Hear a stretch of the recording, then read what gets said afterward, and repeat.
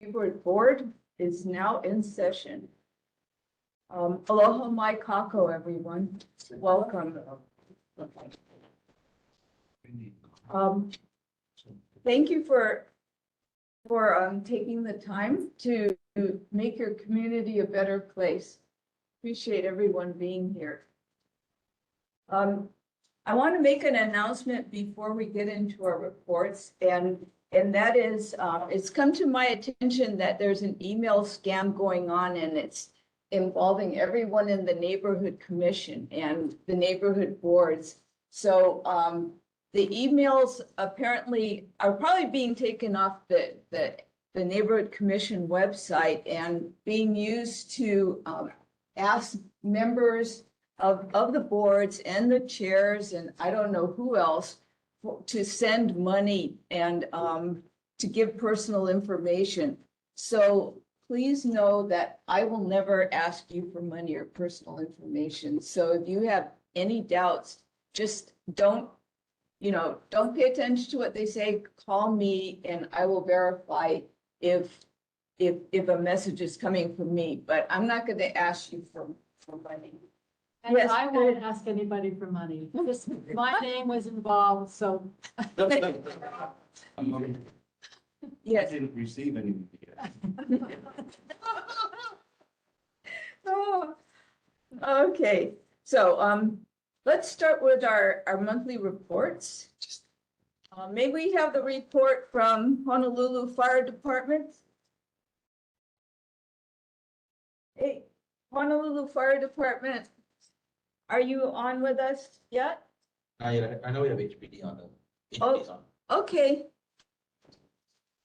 Hello, police officer, and thank you for joining us on time tonight. Would you like to go ahead and give your report? Yes, ma'am.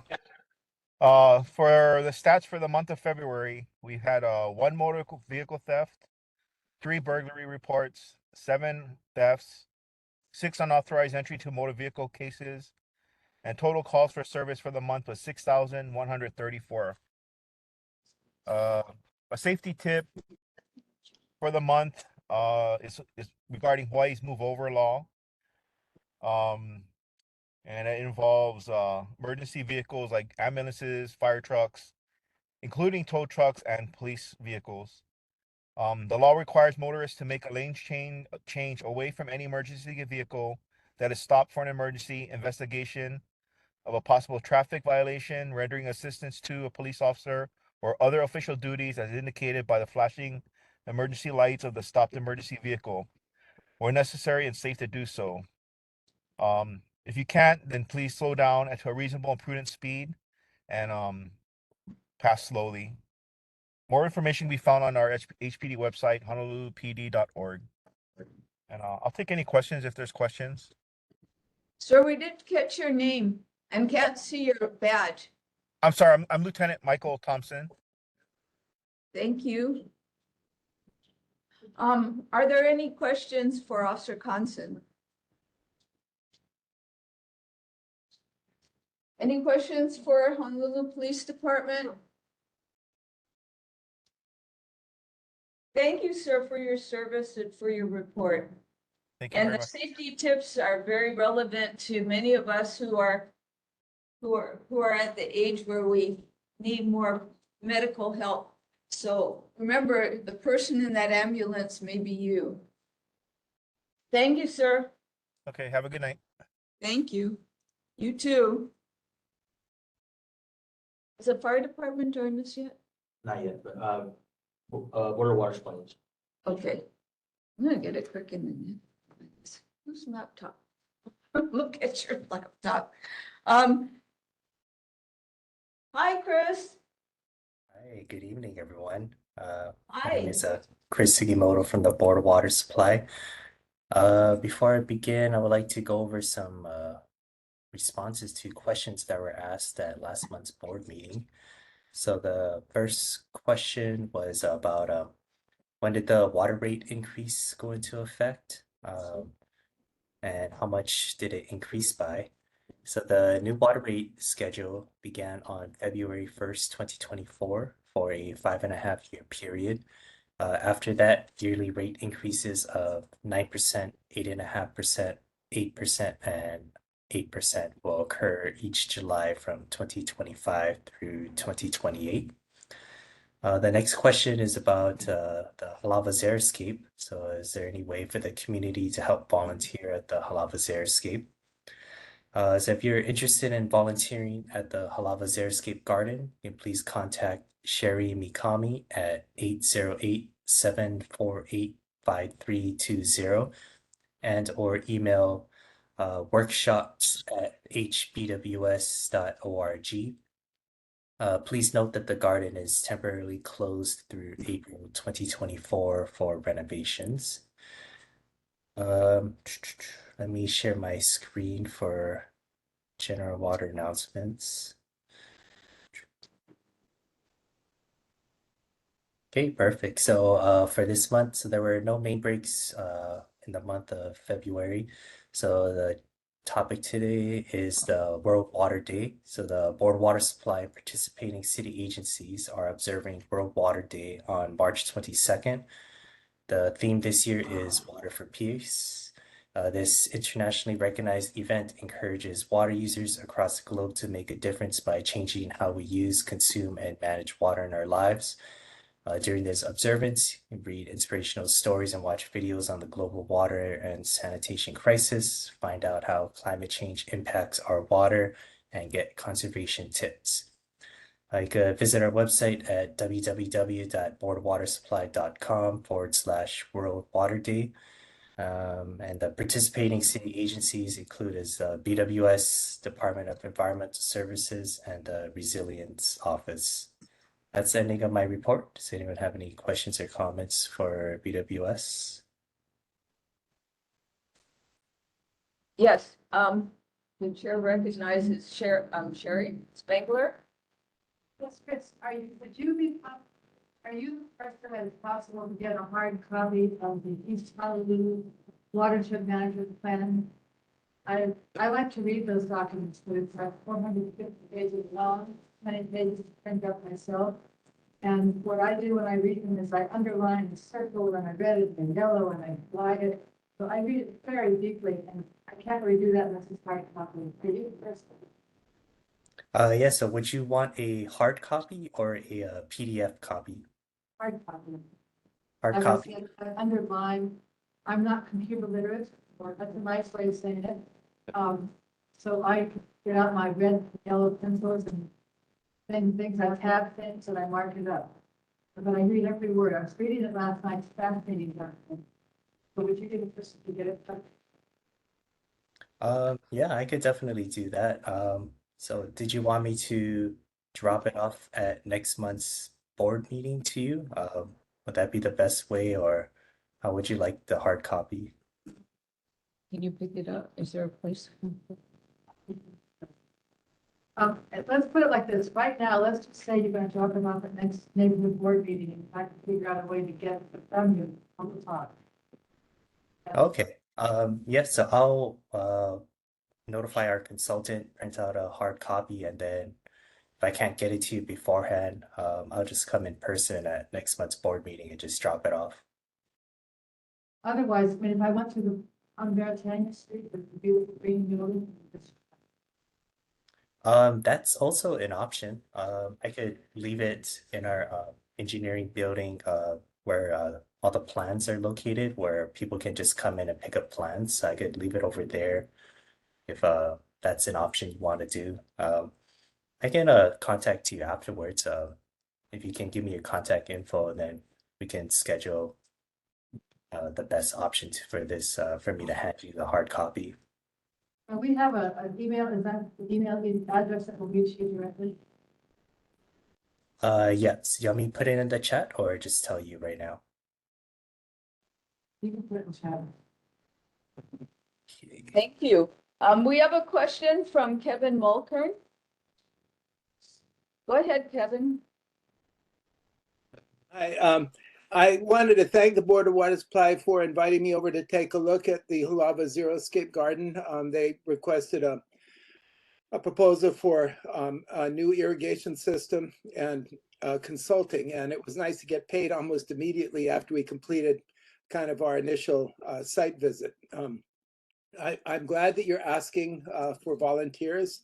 Part of my recap or written suggestions was to have probably 4 Saturday work days with at least 10 people. And I thought that would get the landscape back into a manageable condition. But during the last couple of years, without volunteers, it really needs some help. And it's been a garden that I've enjoyed quite a bit. I think in college, it was a field trip with one of my horticulture classes as a family. We went down the shaft, on the cable car, and that was kind of cool. I hope one day it'll be opened up and we've contributed plants to plant sales. But I'm glad that you mentioned and you're asking for volunteers.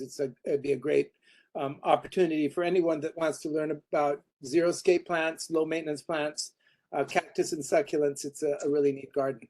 So thank you. Yeah. Yeah, no problem. Thank you so much. Any other questions for Board of Water Supply for Christopher Sugimoto? Okay. Thank you so much, Chris, for being with us tonight. Okay, mahalo, everyone. Take care. We'll now go on to board business. First on the agenda is vacancies for sub-districts 1 and 2, 1 and 2 Wailaiki, 5 Wailupe Peninsula, sub-district 6 Ainahaina, sub-district 7 Niu Valley, and 8 Kuli'ou'ou. Are there any, is there an interest in becoming part of our neighborhood board? Yes, wonderful. Would you please introduce yourself? Go to the table. Yeah. My name is Kuli Pole. I live in Kuli'ou'ou, Kabitu place. And I like to join this board because I'm thinking about trying to learn leadership in this this experience. Yeah. And I feel like this experience will be good for like just experiencing how leaders really make decisions and how it's good for creative thinking and really pondering those thoughts of things like safety and issues we have in this neighborhood. And I feel like in this neighborhood we could, there's a lot of good people in our neighborhood, a lot of good people. And I love the neighborhood. I grew up there from baby time. And I feel like I need to take, bring back to the neighborhood, like give back to the land, give back to the community, give back to the people. And then that's it. Oh, well, I personally am very happy to see a young person who cares about his community and wants to learn and take responsibility and represent your community. And we welcome your, what you think and your suggestions. And well, let me see if any of the board members would like to ask you some questions about yourself, why you want to be on the board. Yes, Bill? No offense, but you helped our age drop by about 30%. You're quite young. And it's good to see young people. What are some of the pressing areas that you'd like to talk about? Just crime or traffic? One of the biggest things I've seen living in Kuli'ou'ou is a fire in the neighborhood. So maybe more fire safety, fire hydrants, around.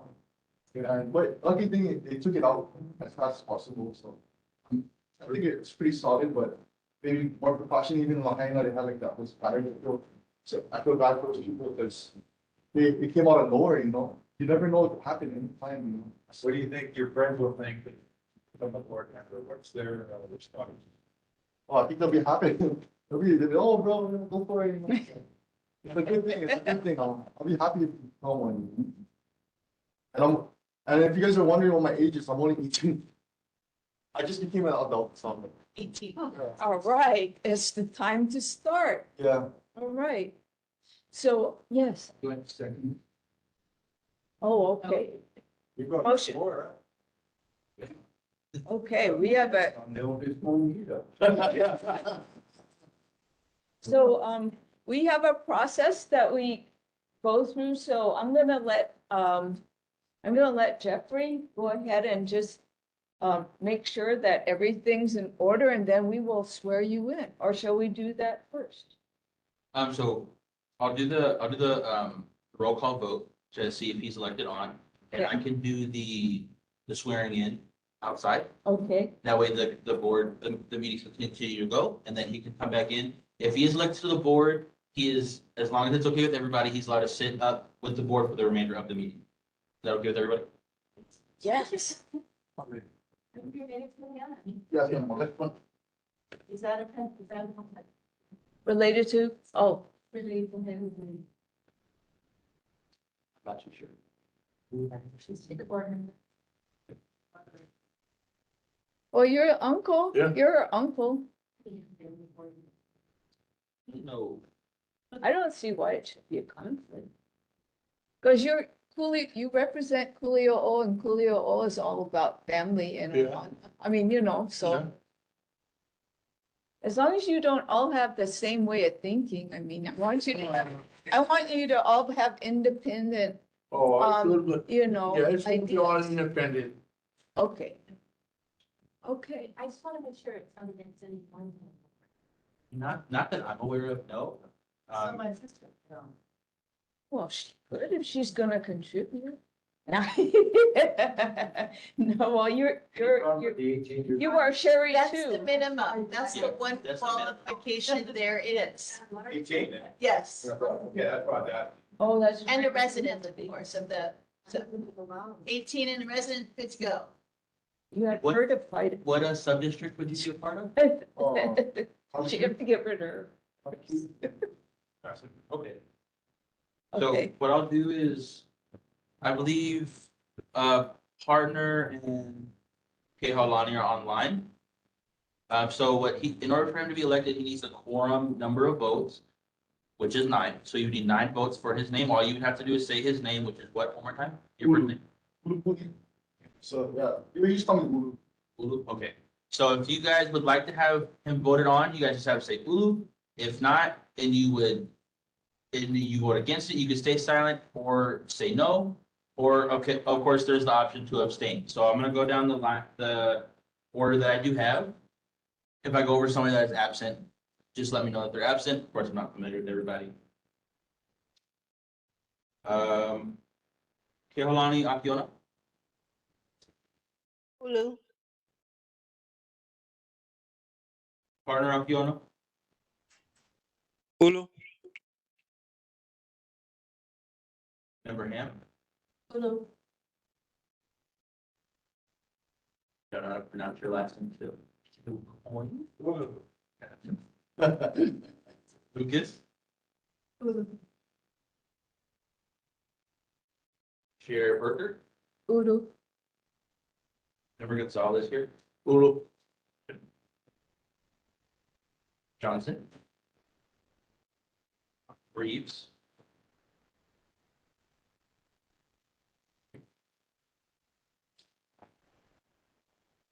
Kalani Sonoda, Polly, I'm assuming is not here. Kalani, did she join in? Yes, yeah. Spangler. And Stanton.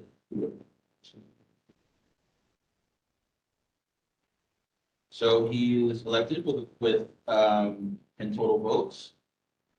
I would get him sworn in outside, so you can continue with the rest of the agenda, and then he can join the board wherever he feels fit to sit. Welcome aboard. Right. Congratulations. Yes. I did try and make calls to the beach family and Margaret and try and find someone in the Margaret area. I haven't got to. I only have a landline. I had a cell phone. I can keep trying. As something to tell. Okay, thank you for doing that. Okay, did Honolulu Fire Department, log in the meantime? They have not listed that. Okay, so, let's go to the minutes. Transformation. The minutes of the February 1st meeting have been distributed. Are there corrections to the minutes? Yes, Chris, members of those. On page 2, down at the very bottom under Honolulu's marathon, on the second to the last line, the officer on site was not told. So he was, it says he was told, but he was not told that they were in the whole cars. And when that correction's made, I hope that whole sentence is put in. Meaning of them, it's very important. Page 2, bottom, under Honolulu action. Janine, is that something that you're able to correct? Are you able to correct it at this point? No, I don't know. Okay.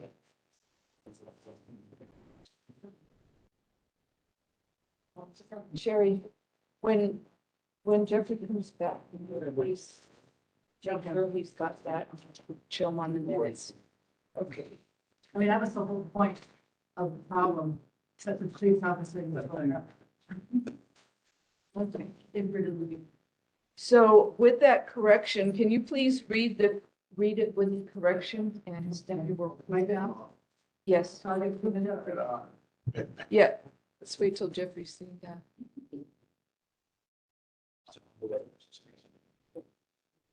And do we have a correction on the minutes before we approve them? Gotcha. And member Spangler will show you where it is.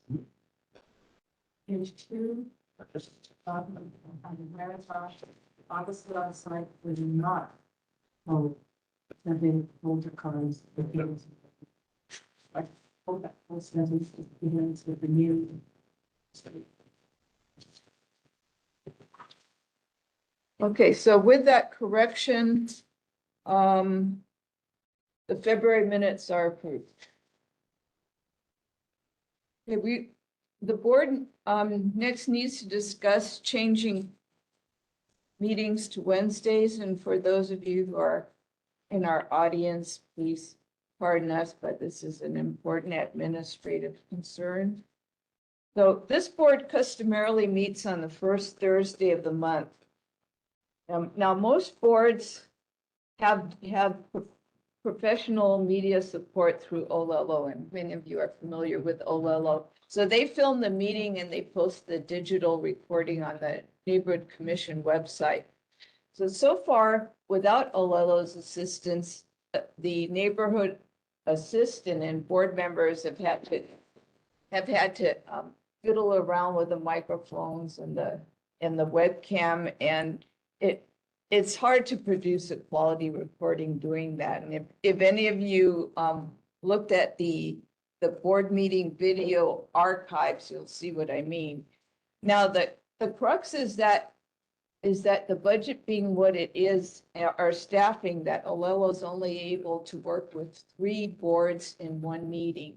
And right now on Thursdays, there are 4 boards. So, you know, we're the 4th board, I guess, and we ended up without Olelo. So if we really want Olelo support, we need to change our meeting date. And the thought of changing it to Wednesday has come up. So board members, I would like you to vote on whether to change our meeting date. And there are 2 considerations. One is whether you can, as board members, can still participate if we change it on Wednesdays. And the other is it good for our community, or is it a problem with our community to come on Wednesdays or not? The second is Now, I don't have a concept of this, but how much, the Olelo staff is gonna take up a little bit more room with their equipment and, you know, and they have to position themselves properly to film us. As far as you know, and those of you who are familiar with having Olelo, especially if Olelo's been in this space, is that gonna be a problem? Okay, no one's gonna get claustrophobia if Olelo's here? Okay, It's not in the. Well, also bodies, how many extra bodies is it? well, not more than. Just that for a Yeah, They just bring one individual from their Yeah. equipment. oh, So just it's- one, It's like space for two people, okay, okay. So, but we can't have more than this many people. So it's something to think about. okay. But it's been hard enough to get the space or to get a space, so, okay. So is there any more discussion about this issue before we vote? Yes, go ahead, Same Bill. time, 6:30, Yes, we do it Wednesday. Yeah. 6:30, okay. okay. The first Wednesday of the month. So, are we ready to take a vote? Yes. Okay, may I have your move to vote on changing the meetings to the first Wednesdays? Okay. Thank you. Okay. Shall we have a voice vote? You do a quick vote. All in favor, say aye. Yeah, Ask for any opposed. okay. So all in favor of changing the meeting date to the first Wednesday of the month, say aye. Okay. Thank you. Anyone who is opposed to changing the meeting date, say no or nay. Is there anyone who thinks that's a problem? Okay, so we are going to change to the first Wednesday of the month, and I'll let the library know. That'll be next month. That would be next month. Also, notifying Olelo. Jeff, can you help with that? Okay. I'll notify the head of the. Okay, thank you. And the next, I guess related to the next meeting, I need help to run this meeting next month, as I won't be here the first 2 weeks of the month. Kali, can you do it? Yes. Okay, thank you. Okay. Now I'd like to ask if the board is ready to vote to support the East Honolulu Watershed Management Plan. Has everyone had a chance to look at the document? It's a long document, but you have not. As I mentioned, I'm trying to get Yeah. it done. It's very interesting, but it's long, and I haven't read it. I feel comfortable. I only got the document last night, so I don't feel comfortable with talking about it and voting. It was very interesting. I would suggest that you. Maybe you Yes. give like a summary of the document, as possible? And Hi, are you? Melissa May, I'm the consultant that's helping the Board of Water Supply work on the, so. Oh, thank you for being here. Yeah, I think Barry might be online as well. I know he's gonna try to join, but, so Barry is the Gauss project manager for water supply. East Honolulu Watershed Management Plan is for this district. It's by the Board of Water Supply, and it's a long-range plan for the water resources in this district. And so, like the Sustainable Communities Plan, which is kind of land use, environment, the whole, broad policy, this really focuses on water resources. And the plan has been underway for about 5 years at this point. So spent a lot of that time talking to the different groups in the district and the community members about what their concerns are with water resource issues, because the goal is to make sure that this district has enough, water supply, sustainable water supply over the next 20 years. So the plan includes some background on this district and the existing water resources, the issues that we identified with the community, who we talked to, and then it goes into the data, so the supply and demand projections for how much water is going to be used and how much water is needed. And there's different scenarios for that because some things are unknown, you know, what climate change, you know, it could get drier, it could get wetter, some different models say different things. So it tries to look at all those different scenarios. Then it goes into projects and strategies for meeting the water demand in the district. We have about 30 of those that we've identified with the Honolulu Watershed Committee and others. And then we have an implementation section that talks about high level view. I think this is maybe the fourth or fifth time we've been to this board. And so we really appreciated your engagement and having us all the time and just the level of engagement in the district, you know, it's been really impressive. So thank you guys for that. Thank you for all your support along the way. I know, you know, it's a big document and we did have a public review draft at the last fall. So, and there was a public comment period as part of that. This is the final draft and it's not the last opportunity to review it. It's going to be going to city council, but basically what we're asking for at this point is, you know, just an acknowledgement of your time and involvement and our time that we've spent with you and the other neighborhood boards in the district. We're just asking for your endorsement as the plan goes to council so that the council knows, hey, this wasn't done in a vacuum. The community was part of this. So that's the ask at the moment. And again, if there are comments or things in the plan that you want to spend more time with the plan, this isn't your last chance. Yeah. Yes, so we have questions from two board members.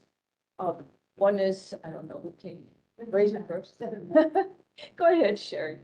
You have like what Lou said, you have like a page that would show conclusions of what, which is a fascinating document, it's very in-depth, and I intend to read it. But you have a 1-page, 2-page, 5-page conclusion as to what your bottom line was, that really helpful. Yeah, there's an executive summary. Is it in that document? Yeah. No, so it's at the end of the 450 pages. No, it's probably at the front. At the beginning. So yeah, I think, yeah, that's cool. When I get to that, I don't feel comfortable having us vote on it. I don't think I can do better. Very interesting as far as I thought on page 20. Okay. Yeah, I've got a lot of things. Are you going to take my pages tonight or? So you can give it to us whoever you like. You can drop them now or you can email us. Yeah, we will take them. We did incorporate some changes that were requested by some members of the Hawaii County Neighborhood Board and others. So yeah, so if there's something that you feel strongly needs to be looked at before it goes to council, then we'll take it into consideration. Well, mainly, you know, as part of my organization, my other hat is Heritage Time. Okay. And we worked on this with the local calculation company.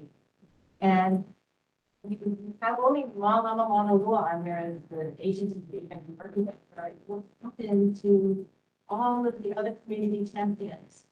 We only include one organization that they don't represent the full community. You need to either put all of the champions back in, or you need to take one on board. Because you cannot do that now. They don't represent our. That is not the first time we heard that comment, and I think you're referring to that there's one project that names them out of the 30. All of the other projects have champions. It's just that the project name doesn't name them.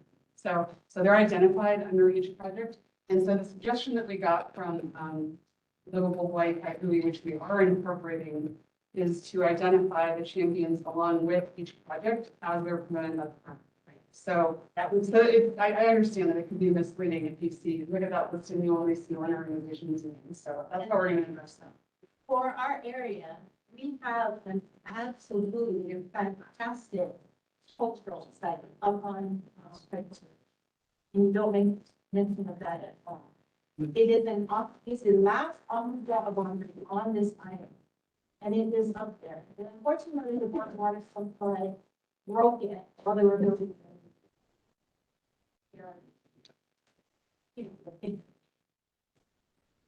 So, but what it is we cannot let it go, that it's up there, because you can actually see it from space. If you look at Google Maps, you can see the wall that's all the way back to the point.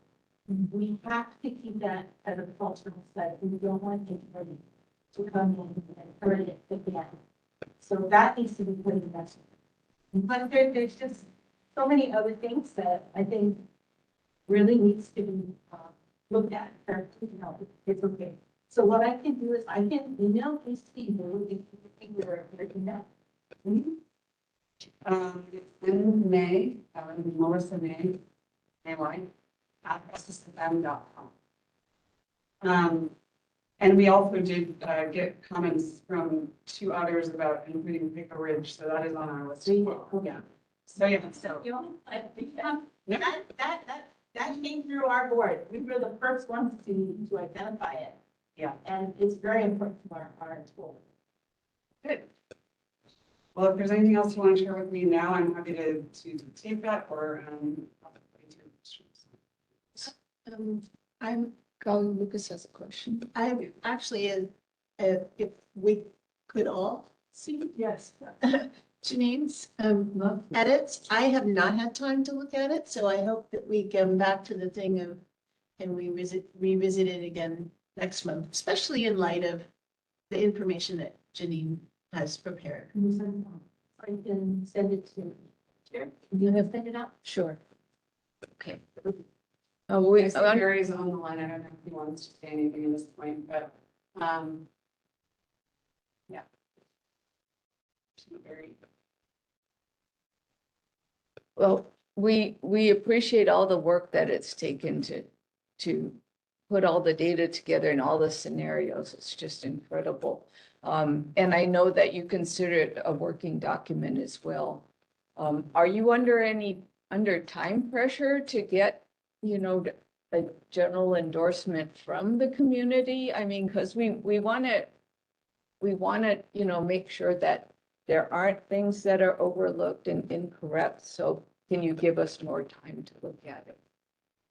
I'm going to have to defer to Barry on that. I know, you know, so this is the second time we've come and asked you for the endorsement already. Yeah. And our contract, you know, we're up against possible expiration of our contract in a few months. So we're trying to bring this process that's been about 5 years in the making to a close. So there's that. I don't know if there's anything you want to say, Barry. How do you feel about that's the timing situation? Carmen? You have any comment on it? Hello. Yes, hello, we hear you. Hi, everybody. Barry Segal. Sorry I couldn't be there in person, but sure. I mean, we had the plan out for a while, but we can, if you think you need another month to review and take it up again next month, is that what you're saying? I had a hard time hearing you. Yes, thank you. We would greatly appreciate that. Yeah, we can do that, and to the Pico Ridge, you know, that I know what wall you're talking about. It goes right past our reservoir. There, our new 170. So it's a good project. That came in a little bit later than when we, you know, proposed the projects, but it's a good project, and you know, we support you on that, and we're trying to find a place to actually put it in a plan. But yeah, welcome your comments. And you know, we can come back again next month, but we're gonna take it to council. You know, we're trying to take it to council for approval. So, but we haven't gotten the you know, we've obtained Hawaii Kai's support, neighborhood board support. We haven't had a chance to go to Kahala, so we don't know you know, what we're gonna find there. But we appreciate that you take a look at it and provide us our comments. And, you know, we've been at this for 5 years. So what's another month? I think I said that last month. So what's another month? But if you can get those comments earlier to us before the neighborhood board meeting, that would be even better. And then we can, you know, take a better look at it and have a response. So, Melissa, anything to add to that? No, if you're happy, I'm happy. And I appreciate everybody's willing to see more about it. And thank you for working with us. Yeah, thank you guys for doing that. Yes. Could we perhaps contemplate in the next couple of weeks, Zoom or something, at least, but I don't know if we have to have a ping or a meeting for board members to discuss. What would be the best way to do that?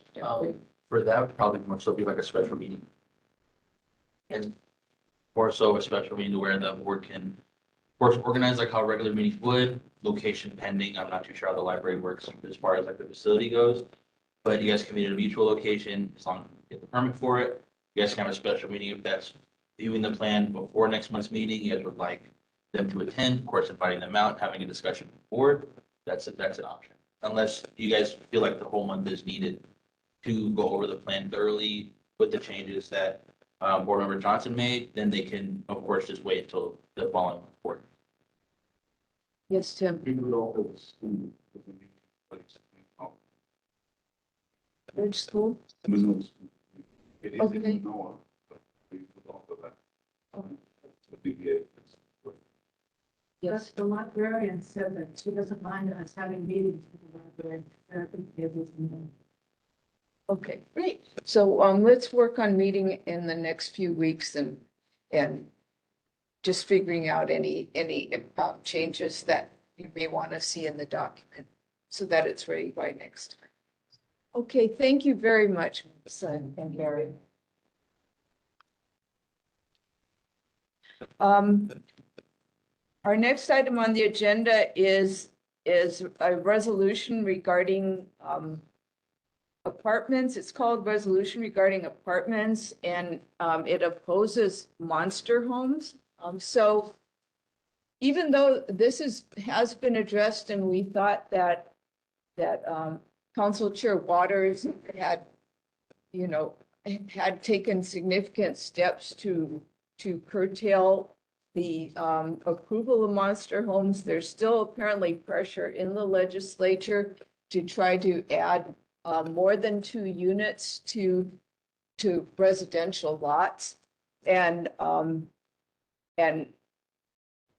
communities are concerned that this is going to, affect the quietness and the community environment. And I've asked so far the it's the Hawaii Kai Board and Kaimaki Board to pass a resolution opposing monster homes. And we have we took their draft and put it on our letterhead. In other words, we're adopting the words of the resolution and would like to pass them by the board in the community for their approval or before we vote on it, so that we can also send this on to our legislative representatives. So Janine, can you put it up? Oh, you can't.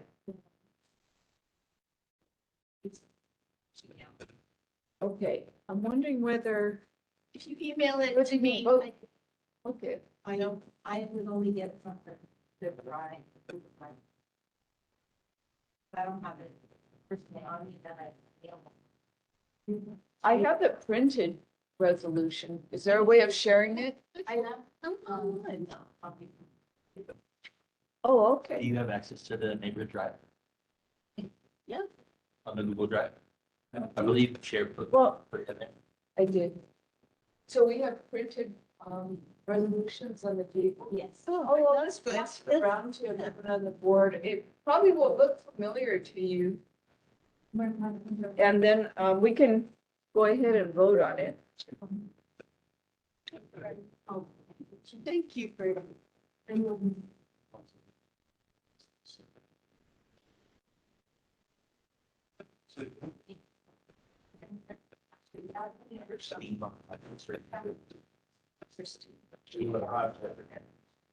Sorry, yeah, that was. Yeah. Sure, nice, this is Christine. Hello, Christine. Hi, this is Christine Ottoza. I'm a Kamiki resident and a member of Hi Good Neighbor. I just wanted to further elaborate on the bills, so you folks are aware. But in addition to allowing 3 homes on 2,000 square feet or less, it also, or I'm sorry, 2,000 square feet. It also allows for properties to be subdivided to as small as 2,000 square feet with 3 homes on each lot. So on a typical 5,000 square foot lot, you could subdivide it twice and then have a total of 6 homes on that, where you used to just have 1 or 2 homes. So I just wanted to further explain the impact of the bill. And Thank you. also, in addition to Kaimiki Hawaii Kai, we also had Manoa pass a resolution last night, and then we have Kailua also hearing a motion tonight as well, and then Kaneohe and um, a few other boards that are in the process of adding it to their agenda as well. Thank you. Thank you. So, in summary, be it resolved that this board opposes legislation or policies that would allow for the development of 4 dwelling units on any residential lot and the subdivision of lots to 1,200 square feet on any lot for residential in our communities. And so this resolution, if we agree with it or want to, if we support opposing monster homes, will be sent to the Director of Department of Planning and Permitting, the governor of the state, council chair, and other council members, as well as the mayor of the city and all the chairs in the Oahu neighborhood courts. Okay. Has everyone had a chance to look over it? Did everybody see the story that came out by, Danny Fawcett, the Philippines? So if anybody didn't, and they'd like to take a look at it, got a copy of here. But what it does is this bill was passed quickly without any notice. What bill is this? The bill that allows subdivision of the lots? Yeah. And it, what is it? What is it? It's the 3202. From last year? No, it's new this year. Steve, you have the bill number? Yeah, the House bill number is HB 1630.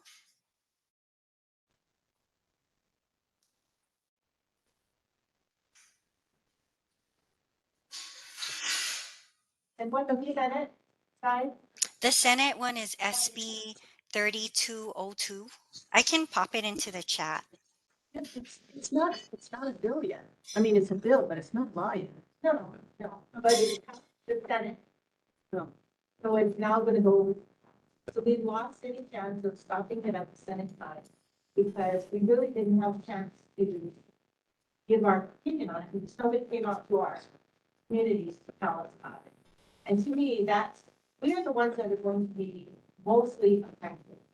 Because this will be turning our neighborhoods into apartments. It'd be just like Motley Community or other places where they have walk-ups and they've got people just on top of each other. And that is not what our neighborhoods are about. And I think that it's disingenuous for our state senator to do that to us without even coming to his constituents to ask us if that was something that we preferred. And it's really not a NIMBY thing because we don't have in our area, we don't have to handle the cars, the traffic, the water that's going to be needed for all of these additional homes. Can you imagine one lot in New Valley that's 10,000 square feet and have 15 homes on it? That is just not. Crazy. But that's what the bill says you can do. You can subdivide and then subdivide and then subdivide. And then we can build 2,000 on each 2,000 square feet. It's just not it's ridiculous. So, that's why I was hoping that we could all vote tonight, and then that way I can submit for the neighbors of board when it comes up before the House, that we have strenuously objected to these bills, and not specifically these bills, but to this idea, because we know they change bill numbers, they have it. So, we have to make sure that the intent, it's just the intent that we do not want something that changes our neighborhoods and maybe some high density apartments. Thank you. Okay, we have some questions. Chair recognizes Kevin Mulkern.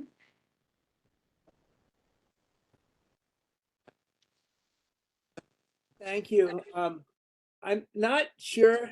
I've never shared a screen, but if I have some pictures or articles that are kind of on my desktop, and if someone provides technical assistance, maybe I could kind of share. But I guess my concern about the bill, I attended. You can hear me okay? Yes. Okay. Yeah, I attended a Civil Beat workshop or meet and greet with the mayor regarding permitting. It was either this Tuesday or the prior Tuesday. But what I got from the mayor is that the building department is understaffed. They're having great difficulty filling positions, and the permitting process is much more complex because every week or every year, we, the people, create more laws, and so it's very difficult for permits to get through.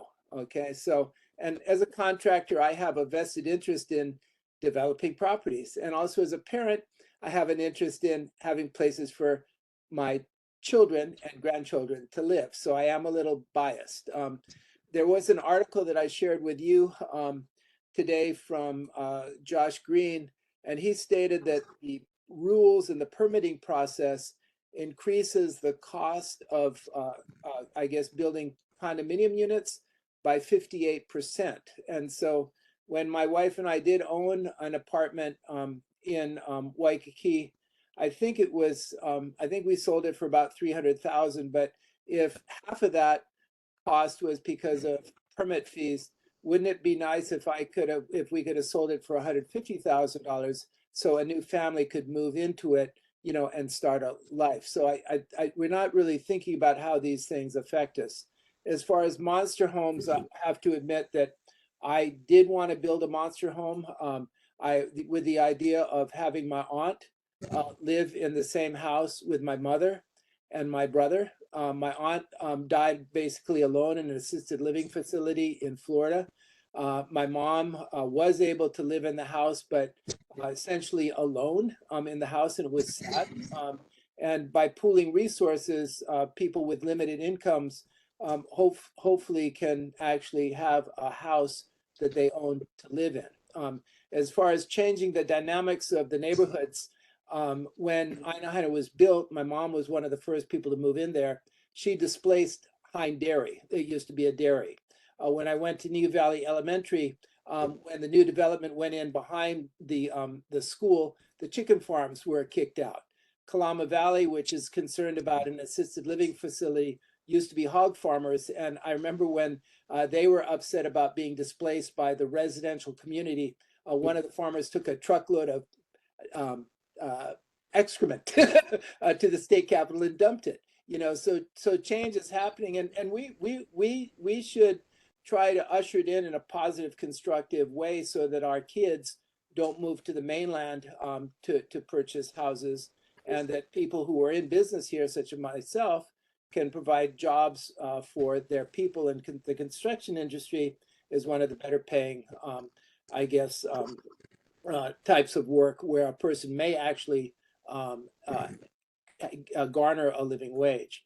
The pictures, if we are able to share the screenshot, will help to enlighten the group on what all these regulations are doing. I've been trying to get an electric meter at my current farm so that I can help Hawaii to be sustainable or Food sustainability, I guess, is a pitch. It's taken me 4 years to just be able to plug in a plug, and I'm still waiting. So Okay. thank you. Kevin, I will shush. I know, we have, thank you very much for your, Yeah, so I would oppose that. sharing what your thoughts are on this, and, I want to give some other people a Yeah, chance, so, thank you. thank you, Kevin and Shelley. So, actually, further to Kevin's point, I think it's very important for us to acknowledge that we have a very serious housing crisis. And I personally do not want a monster home built next to my house. And I understand why there's an issue with this. However, if we are going to vote that we need to avoid monster homes in our neighborhood, I think as citizens, we need to actively seek out alternatives.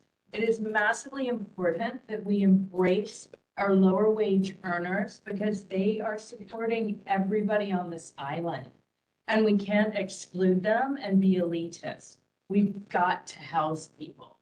So I agree with this wholeheartedly, but I also agree that as human beings living in a community, we've got to help the other people out. And further to Kevin's point, most of the houses that are being renovated in this neighborhood are not permitted. I did a permit search, and all of these homes that are getting renovated might have a plumbing permit or a solar permit. But I guarantee you none of them have, or very few of them, mine does, and I waited 3 years for it, paid an absolute fortune. But if you search a lot of the other recently renovated homes in the neighborhood, they're not permitted. And it's simply because the process is broken. You can't afford to wait for these permits. So people are likely to build monster homes with them. So we need to do our due diligence, I think is the problem. Thank you. Kate Hall, hand is up. I recognize Kate Hall. Akiano. Hello? Accept your request on the presentation. Oh, Kate Hall, you're on. That's okay. Do you withdraw your question? Yes. Okay. Sherry, you had your hand up? Yeah, the trouble with this, first of all, it was, they tried to sneak it through. Senator Chang never comes to our meetings. I don't know that he's got a rep here tonight, does he have a rep? He does. Oh, good, that's nice. They never told us about it, so now all right there, it starts a bad precedent. The people who want to move family onto the properties, they can build an ADU or they can subdivide their house. And I have sympathy for that, I'll tell you. Okay. But when it comes to what this, the intent of what's going to happen to this, if you allow 15 homes to be built, if you extrapolate it out, 15 homes on a 10,000 square foot parcel, what happens to your property taxes? What happens to, you don't have enough sewer, water, electrical, you don't have enough of anything for any of that. But the bottom line problem for that is that we live in a society now where you're not making any money in the bank. People are this, the way to make money these days is real estate. This is all speculative. And whenever we scout in Waikiki, I go to all the kiosks, I collect all the magazines, they're all in Japanese and Chinese, and they're all flogging our real estate. And they all want to live here. They all want to visit here like they live here, just like I went back to France. I want to feel like I lived when I lived there. I didn't want to be in a hotel. I want to be in a house. This is not going to help people in this room, not going to help us. It might help Kevin. It might help Shelley, but it's not going to help the island of Oahu or the island of Maui. It's going to be foreigners coming in or off island and building out as many as they can to make money because your money's not making anything in the bank. It's not safe in the bank. It's all there in real estate and land banking. So, you know, if and when people are doing the comments, I want to propose a motion to support this resolution. unless there's more comment. Thank you. I think we do have Christine. one more. Christine, please go ahead. Hi, I just wanted to mention also that in the DPP's annual report, they have 80,000 permitted but unbuilt housing units on Oahu, and that doesn't include the ADUs and Ohana units that also can be built on existing lots. So, and also the 14,000 vacation rentals that we have on island. So we have probably over 100,000 housing units in the queue, and some of it is already existing. So on Oahu, at least, I don't feel like we need more housing stock. We just need to figure out how to get those permitted units built. Thank you for sharing those figures. Thank you. Kelly? So I had some changes to the document. Yeah, speak louder. Okay. Changes to the document. Yeah, I can do a screen share. Okay. You can.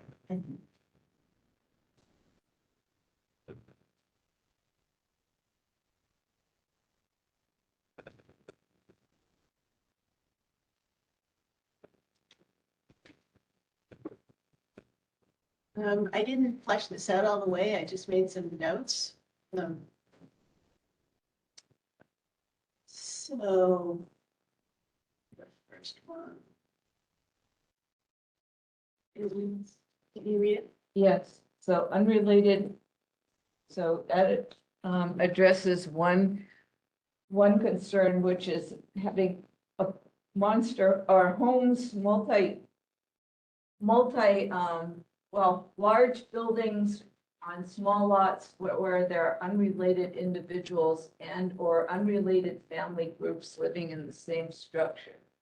That's good. The other is, you want to read that?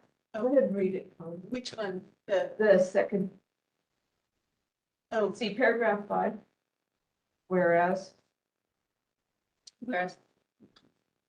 it's fine, it's fine. Let's see, I sort of had the wrong last line. Where, oh, whereas monster homes have proliferated in our older working class neighborhoods. the next one, Just take out our, oh, monster homes have proliferated in older working class neighborhoods like ours, because ours is in that place. Okay. Then the next one is, monster homes often feature concrete pin to pin, which heats up our neighborhoods. So pin to pin is, I Googled it just to see if that was just kind of ignorant, and I am, but turns out I was right on this. There's a lot of other things that come up in that definition, so I thought it should be clearer. And the problem is really impervious surfaces, whether they're concrete or asphalt or whatever they are. When the rainwater is not allowed to percolate, it's a problem.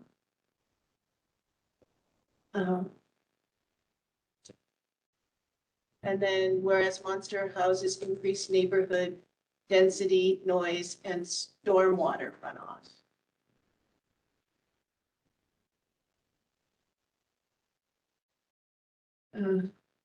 Next one, whereas proponents of monster houses continue to push for legislation which would allow for the construction of monster houses that adversely impact communities and the development of 2 or more homes.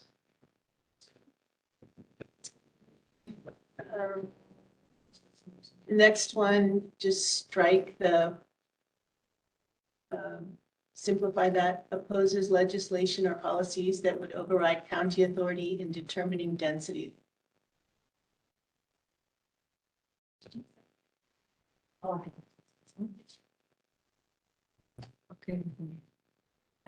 Next one, Kalani Iki Neighborhood Board 2 opposes legislation or policies that would allow for the development of 4 dwelling units on any residential lot and the subdivision of lots to 1,200 square feet. On any lot, period. Yeah.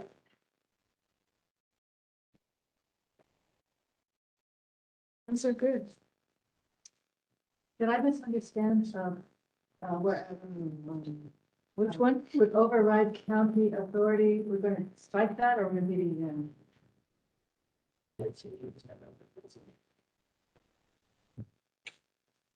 What, how's that supposed to be? So it's a, Oh, so. Yes. Ago, I came to give public input that I've been waiting for last months to give. Are we gonna, do you know how much longer that will be until that point? Are you on the agenda? Do you have a? No, I got recommended by Adam Duke for public. Oh, okay. Would the board, is the board ready to vote on this resolution, or shall we finalize the resolution before we vote on it the next time? I move that we support this resolution regarding apartments in Kuli'ou'ou, Kalani, Iki neighborhoods. With amendments. With the amendments, with the changes proposed. Okay, do we have a second? I oppose. I think they should be completely rewritten. I think it's written in haste. We're trying to balance many different components in our community.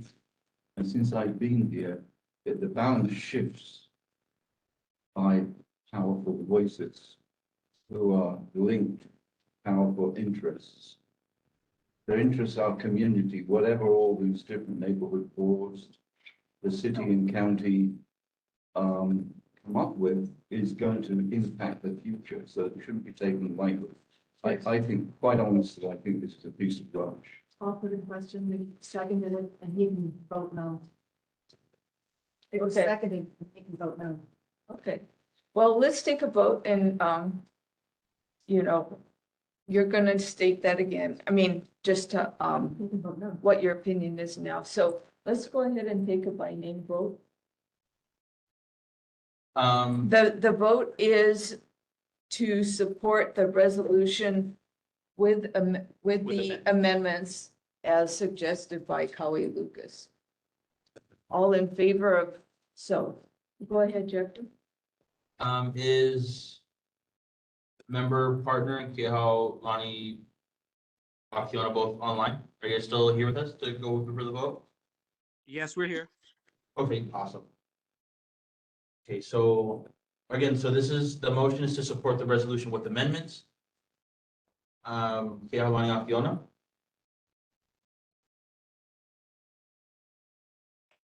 Oppose.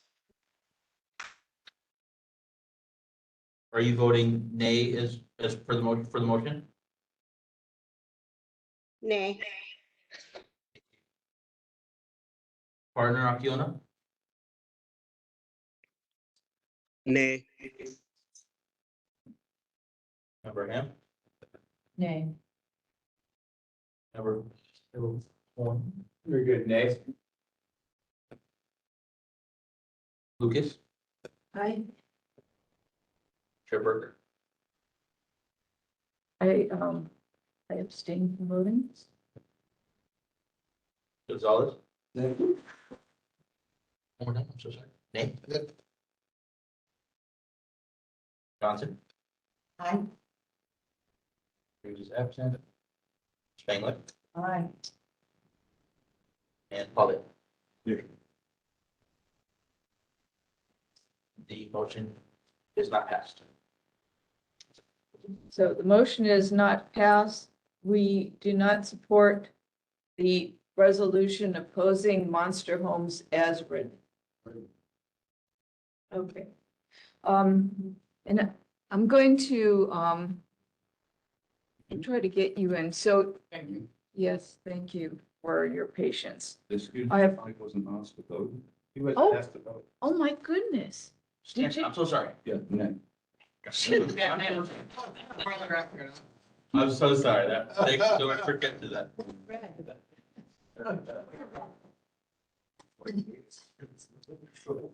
That's cool.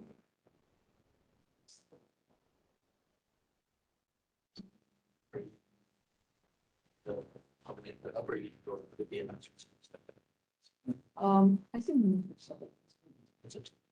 Okay, so, sir, you are, speaking, you're representing who? Myself. He just wants to share for public. And, Oh. Mr. Du had me forward over a document, to Zoe Bell. Does that ring a bell? So I'm covering for him. He is not here. This. Do you have his email? I do not have access. Can to I his email. forward an email to you that? You can, yes. What's your? It would be the email same, be jeffrey.jones@honolulu.com. Do you want me to share my screen? Yeah, if you wouldn't mind. Okay, absolutely. And I'll just provide some context. I'll get up in a second. So jeffrey.jones@honolulu.com. Yes, sir.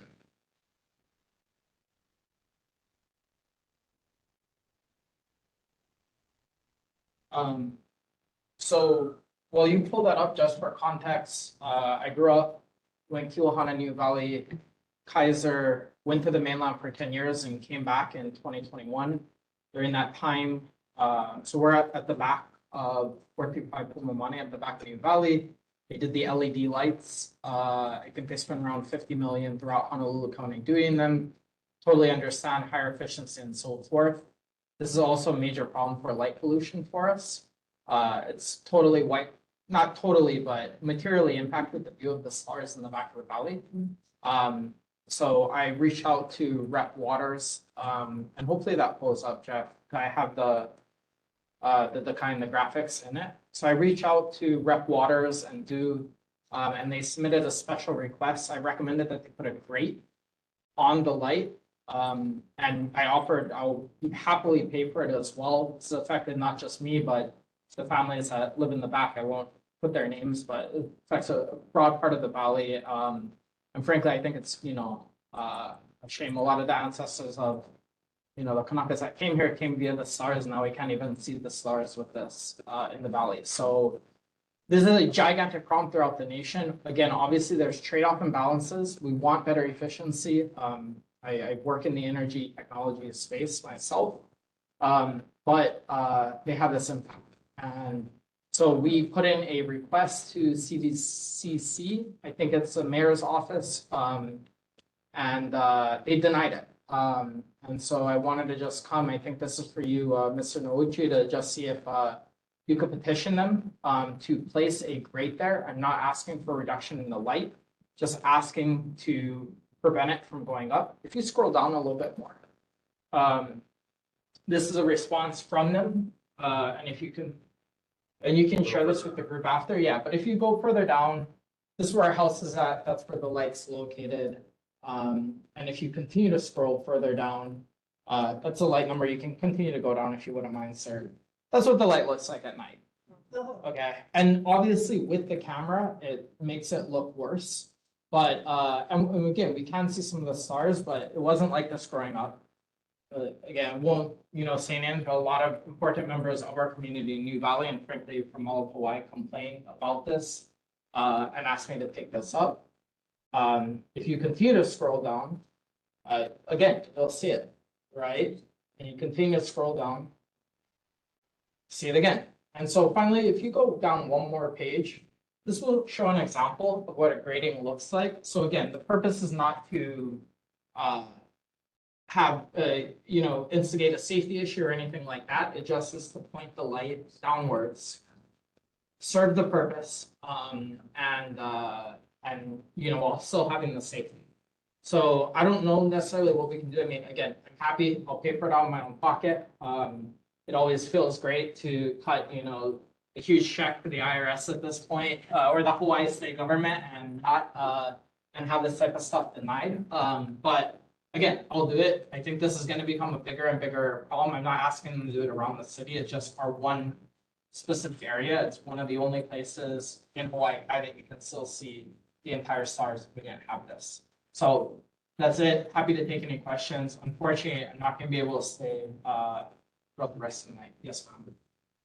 Yes. So their city or the state is not willing to put those hoods or grates on? Yeah, you can see it, and I think Adam can probably speak on this a little bit more, but they denied the request. They didn't ask any follow-up questions. I should have done a better job of showing the night pictures. I highlighted the problem, but they didn't come back with any questions. What's they, It's the, I think it's CCDC, it's the Mayor's Office Construction Department. It's my understanding that these types of lights are also harmful to the native wildlife.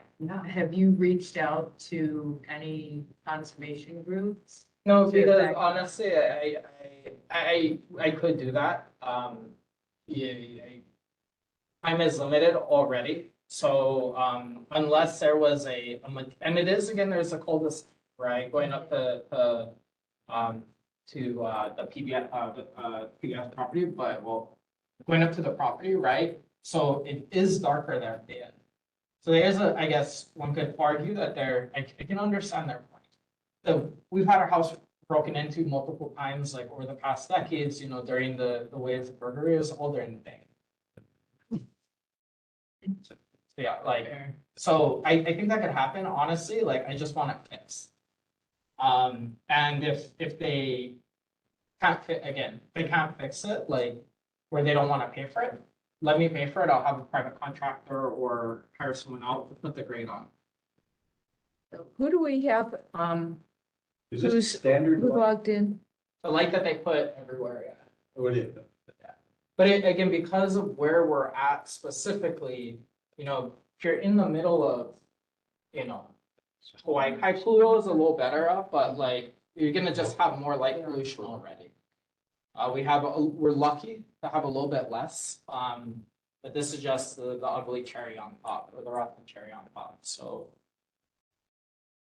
So, may I have a response from, either Adam or John regarding, this problem with the lights and willingness to put on a grate? Can you please give us, an idea of whether he can go ahead and do this on his own, whether a permit is needed, or whether the city can take care of this, but when there's a problem like this where the lights are too harsh in a residential area? I don't have any authority to permit this, but I will run this issue back to DDC, Design and Construction. Yeah. And by the way, Mr. Nui, I mean, I understand the dilemma, right? They do it for one, they're gonna have to go, they may get other requests or so forth, but It's okay. yeah. It's okay. I mean, you spend 50 million on the LED upgrades, it's gonna be a fraction. And again, it's not for everywhere. We paid for it. Should we put it on the agenda for next month? Let's put it on the agenda for next month and have them, and see if they can give us some feedback. on that. Yeah, I'll do my best. I travel a pretty decent amount, but you're gonna move it to first Wednesday? Yes. Okay, I'll put on my calendar and I'll do my best to be here. Maybe If not, what Adam- I'll do is I'll dial in. Maybe Adam can talk to us about it. Perfect, that would be Okay. phenomenal. And if not, and there's an issue, then, next step would be to go to the environmental groups and so forth, but obviously, we'd all love to avoid that. Adam, can you, just tell us where to go from here with this problem? Yes, so can you hear me, Chair? Yeah. So like Mr. Bennett said, and Deputy Director Nouchi, we did receive this request. It was sent to the Managing Director's office in the Department of Design and Construction, DDC. And while we do understand Mr. Bennett's concerns, DDC did say or state in the riser response that he shared with you that the light fixture was selected and approved by the International Dark Sky Association, as well as it follows the recommendation of the Illuminating Engineering Society. So that was the response that they gave back to him. However, I do understand, especially in his situation where this residence is at the back of the valley, at the end of a cul-de-sac. So he doesn't have, quite the same light pollution as other, more dense neighborhoods. But ultimately, this is with the DDC, Department of Design and Construction. Chair Waters has no jurisdiction over the departments. So what would be a recommended path to closure, like as far as next step and then where to kind of, where to press essentially following and obviously a respectful and procedural manner to get it to the right person, or is it just when they come back, no ifs, buts, and ands and live with it? So you did the correct thing by reaching out to council member, and now the neighborhood board. Deputy Director Noguchi and I can bring this back to DDC's attention again. And it'd be great if you could attend next month's board meeting, and hopefully we can maybe get a representative from DDC as well to speak with you and to the board. Phenomenal. Be on the 3rd, correct? Hours. Yes. How many neighbors are involved and are they buying into what we propose? So predominantly myself and the neighbors that live above us. How many neighbors? There is 8 families on that property. I don't know if that individual speaks for all 8. But I mean, yeah, you get, yeah. So. Yes, Colin. So how many lamps, individual lamps we're talking about? Just a one. Oh, just one? It's just this one specific light at the very end. And do we have your contact information? Yeah, just michael@michaelhawaii.com. No, Tina. It seems like the answers, solution's pretty simple, just have them put it up. Larissa? Yes. Many decades ago, I was still on the board, the HECO was changing out all the lights, community by community. And they conceded at that point that certain neighbors, if the light was configured in a way that overly shot into their house, they would put hoods on. They would do kind of special request hoods to redirect the light, make sure it was shooting not directly into their house. So they did make that concession a long time ago. I'm surprised that they have stopped that.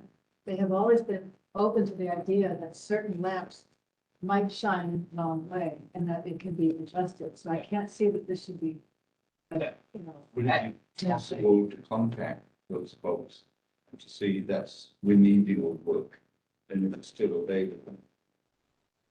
HECO. And again, like, I understand the other side of this. I understand they don't want to open up a can of worms and have to do this for every single person, but frankly, like, it's just like the more that we have to go up or pull in groups, like the work.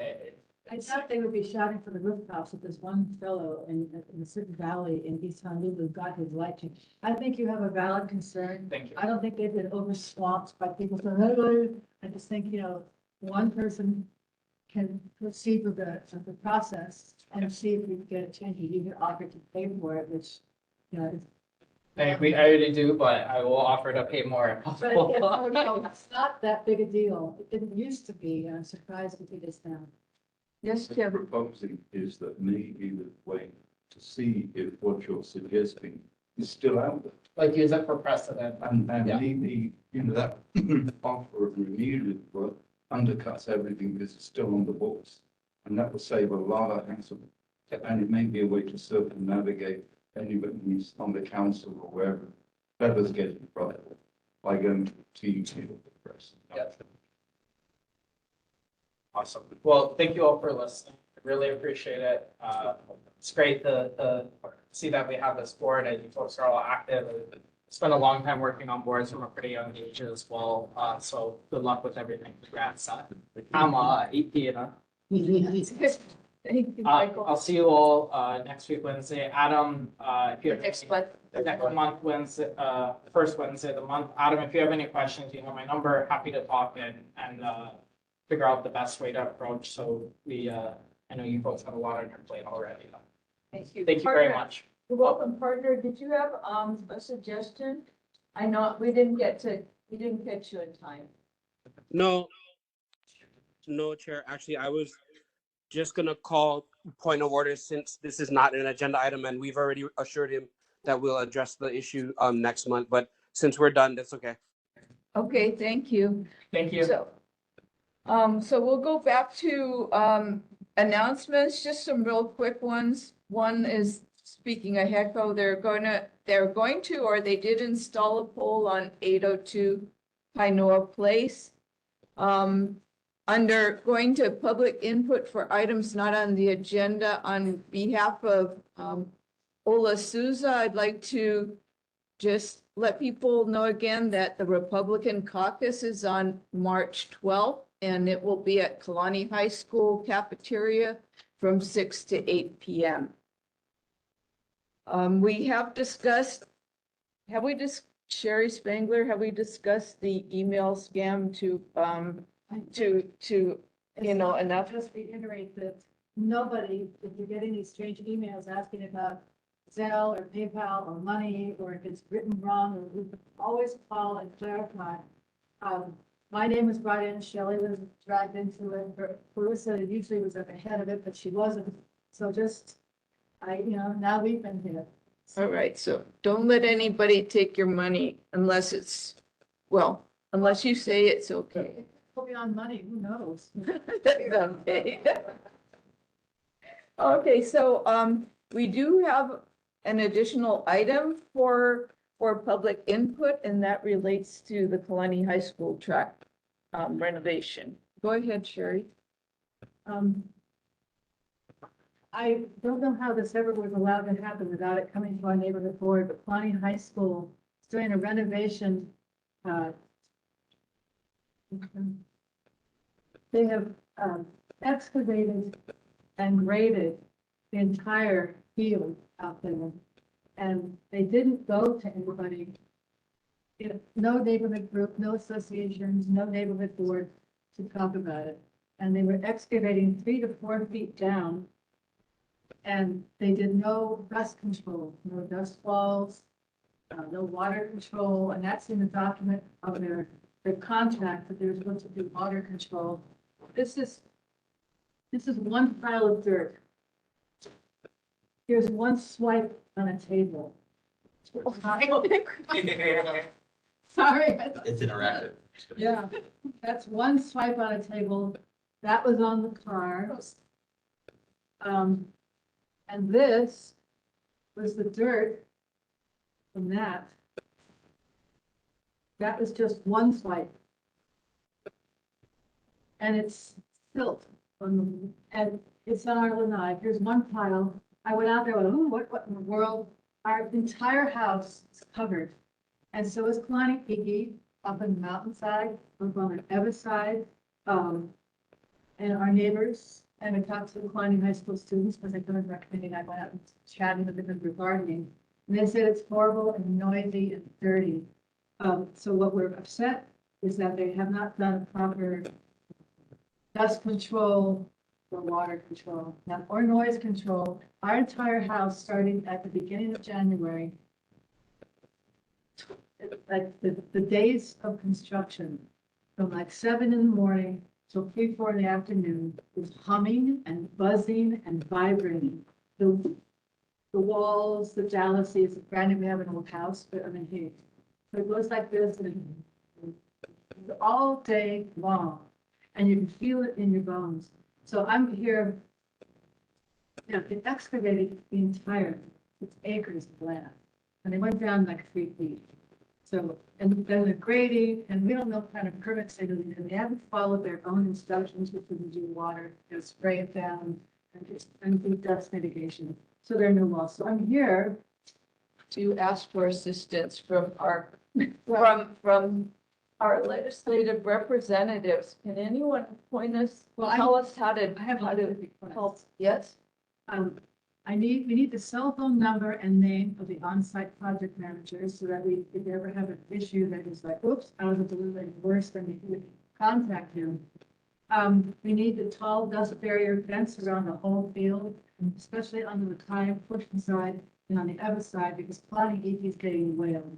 It's dust storm. It's like the 1930s dust storm. We were out there looking around, and I looked up and I saw the wind coming down. It was like 40 feet high, just going down. And the guys who were working on our neighbor's house, this guy's illegal already, what they're doing, but it's just coming down and covering everything. And he has to treat his home 3-4 times a week. That was just one area. That was one area there and a little area there, and that's what that lovely. And they have identified it as silt clay. So we also needed to spray down the field as mandated in their own request for proposal contract. We were asking that the project manager come here, talk to us about what they're going to do and why they haven't done what they're supposed to do. They're making everybody, we have no idea what they're really going to end up doing either, because they haven't come and told anybody. It's a major project. It's not just out there like, oh, let's plant some grass or let's just put a little ring around the field. They have dug it all up.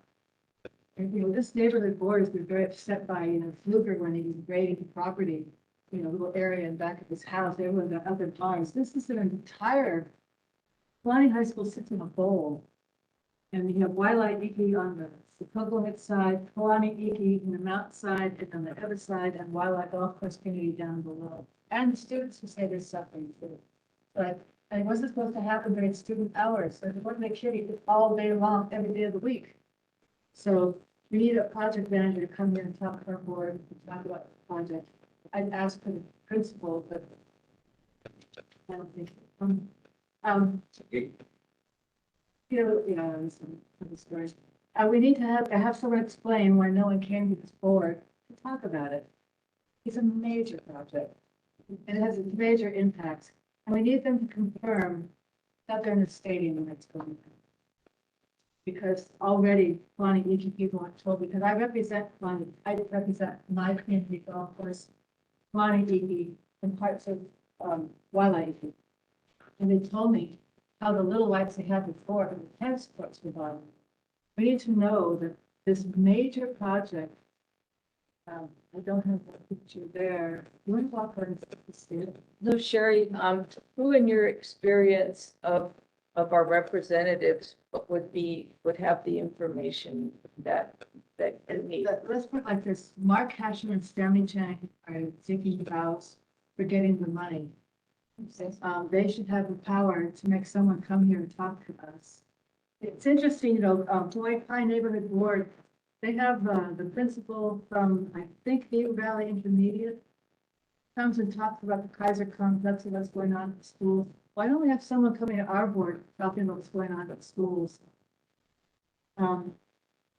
See, we do have the representative for Senator Chang here. Hi, Harley. Could you help us with this? One more time on what exactly you would like. I can relay information to the office, or would you like me to tell them? What we would like is someone to come to our meeting next month and talk to us about this project. What they have done and what they're going to do, what the impacts, and deal with the impacts to the communities.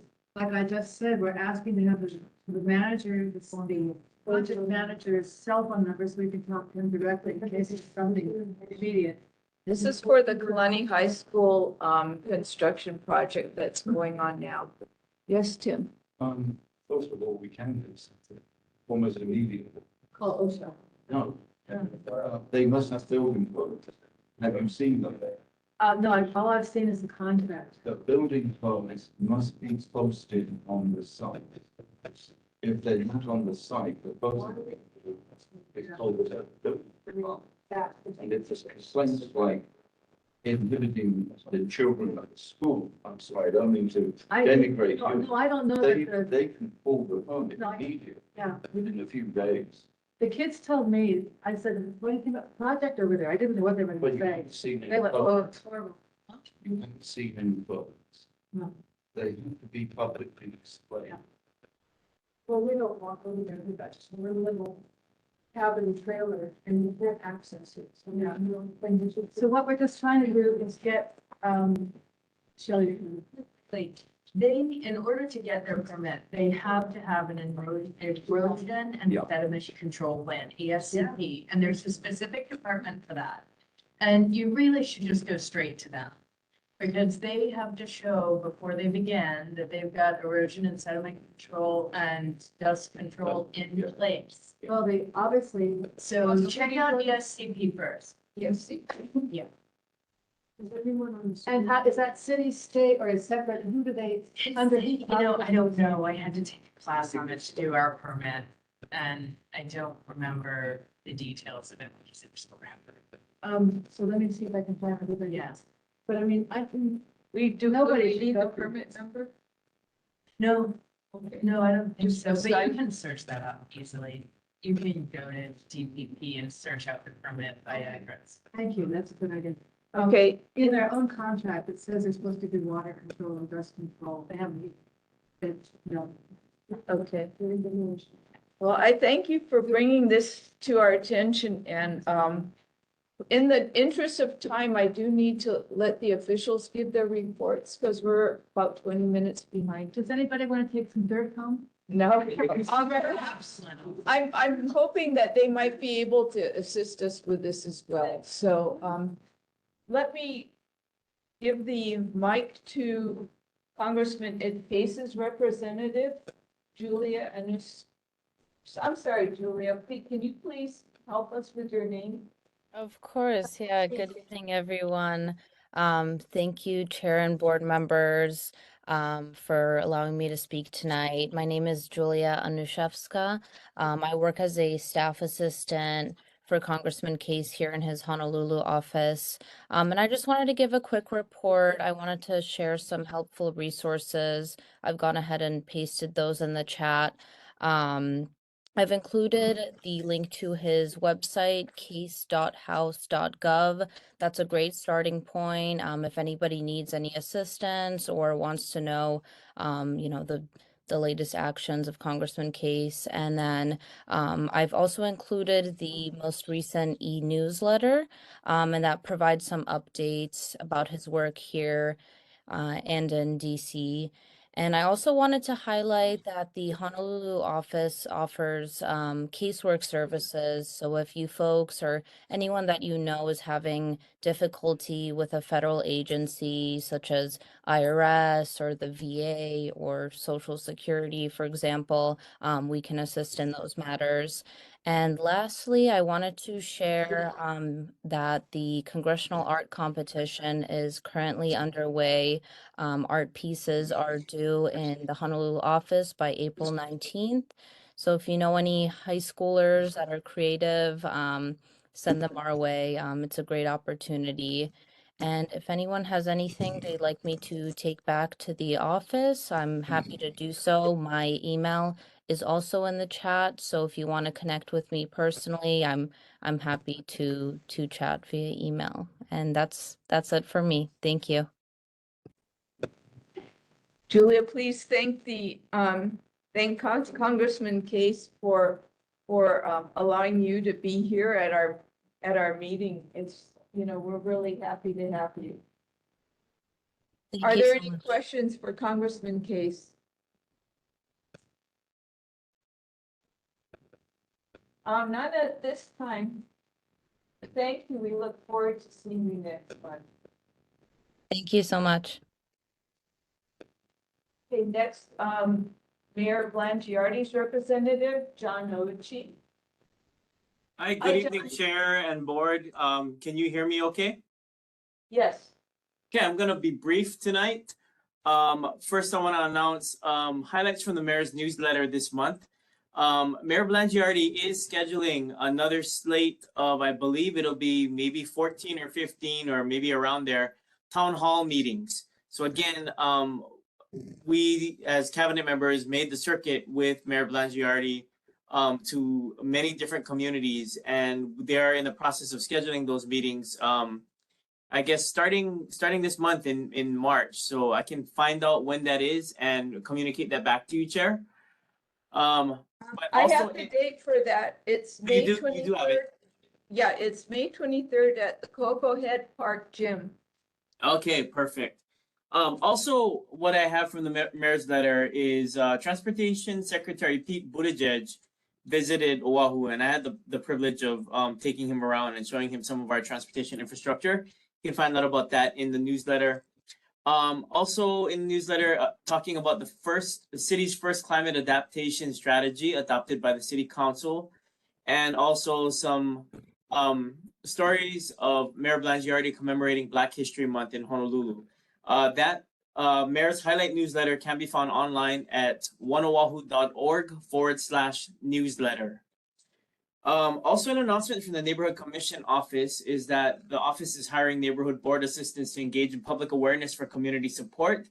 Neighborhood assistants help coordinate with neighborhood board chairs and produce written reports to members of the public. Resumes can be sent to nco@honolulu.gov or by calling the NCO office. More information at 808-768-3710.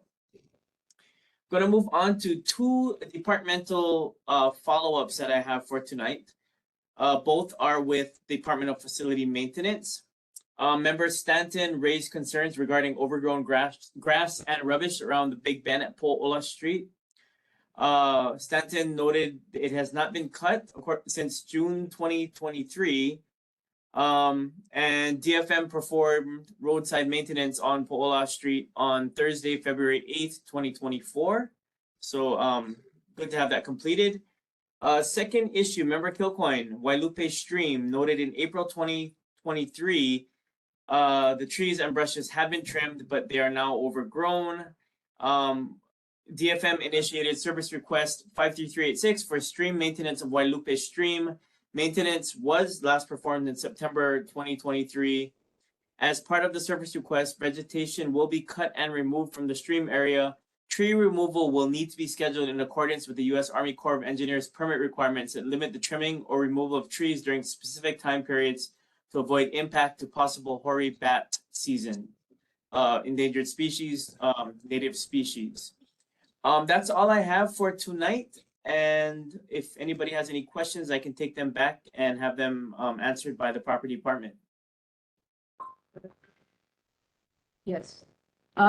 Tim Stanton? Hi, in response to the grass cutting, when they cut it, because it was so high and overgrown, they just left it there. They didn't pick up the trimmings. Therefore, we've got a nice amount of mulch, and the grass is back up to about 10-12 inches already in 2 weeks.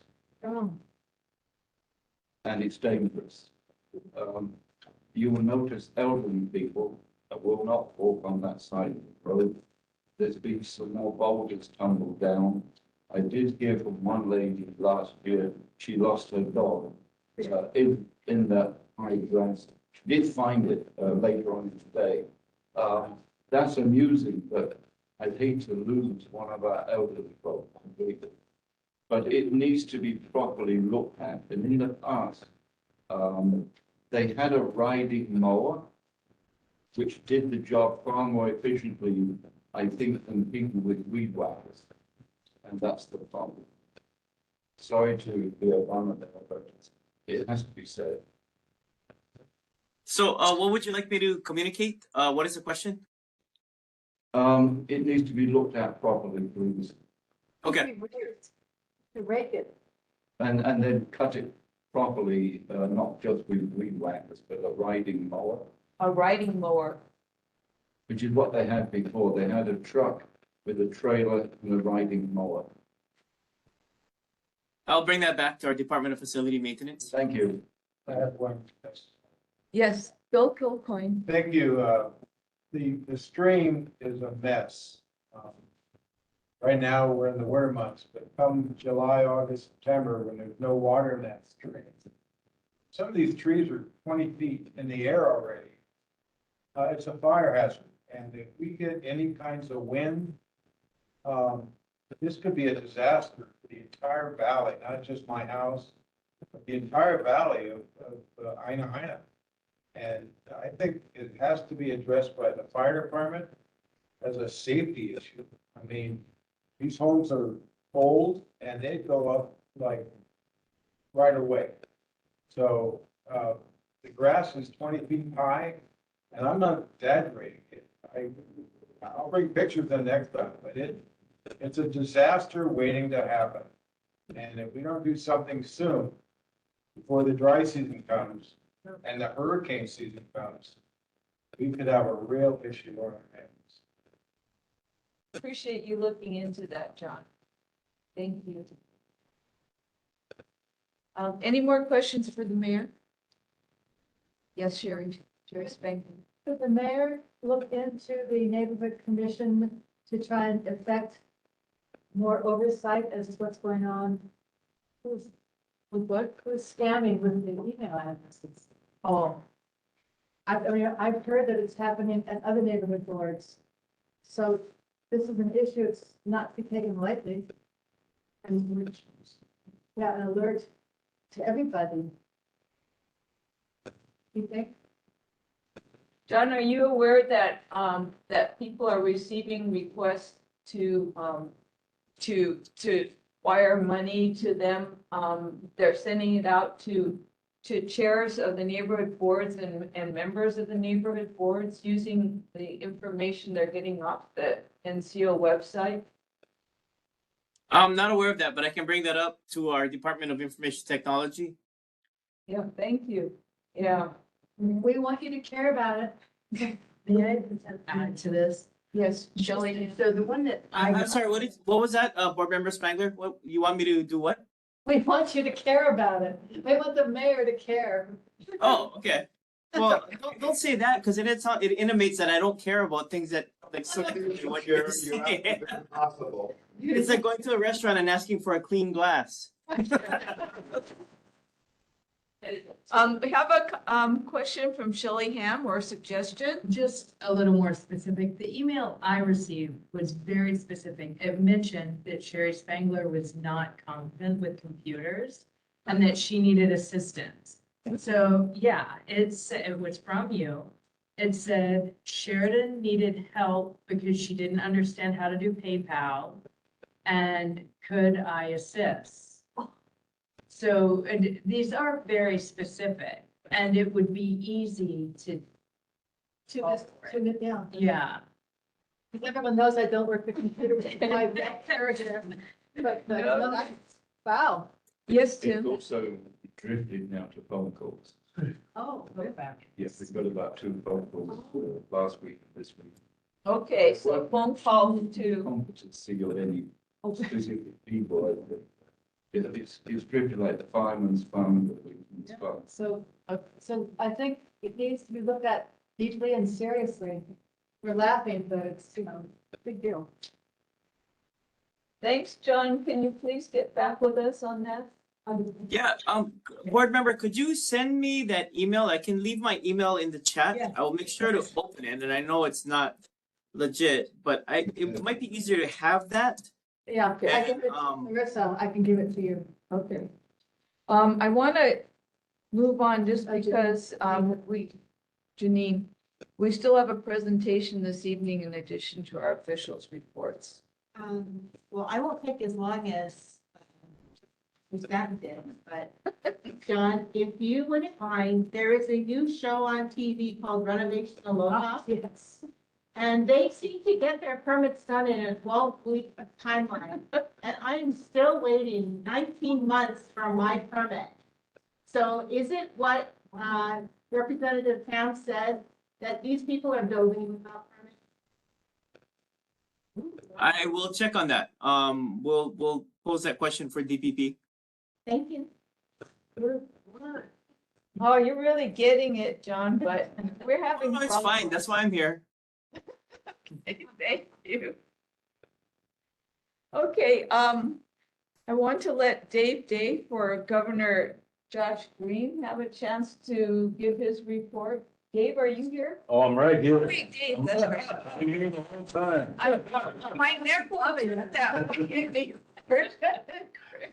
Okay, well, thank you very much for having me again.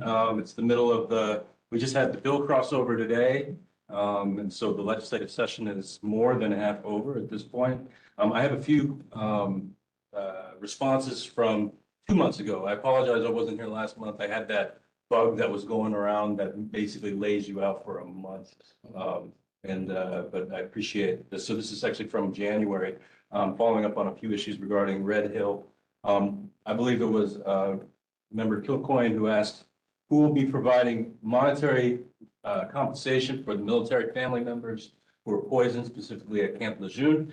That's going to be the U.S. military. It's the U.S. military who's caused this disaster, and it's going to be them that's going to be fixing it as well and making sure that those people are made whole. With respect to the question, is the governor going to make the U.S. military pay damages or to otherwise remediate the damage caused to the water system at Red Hill?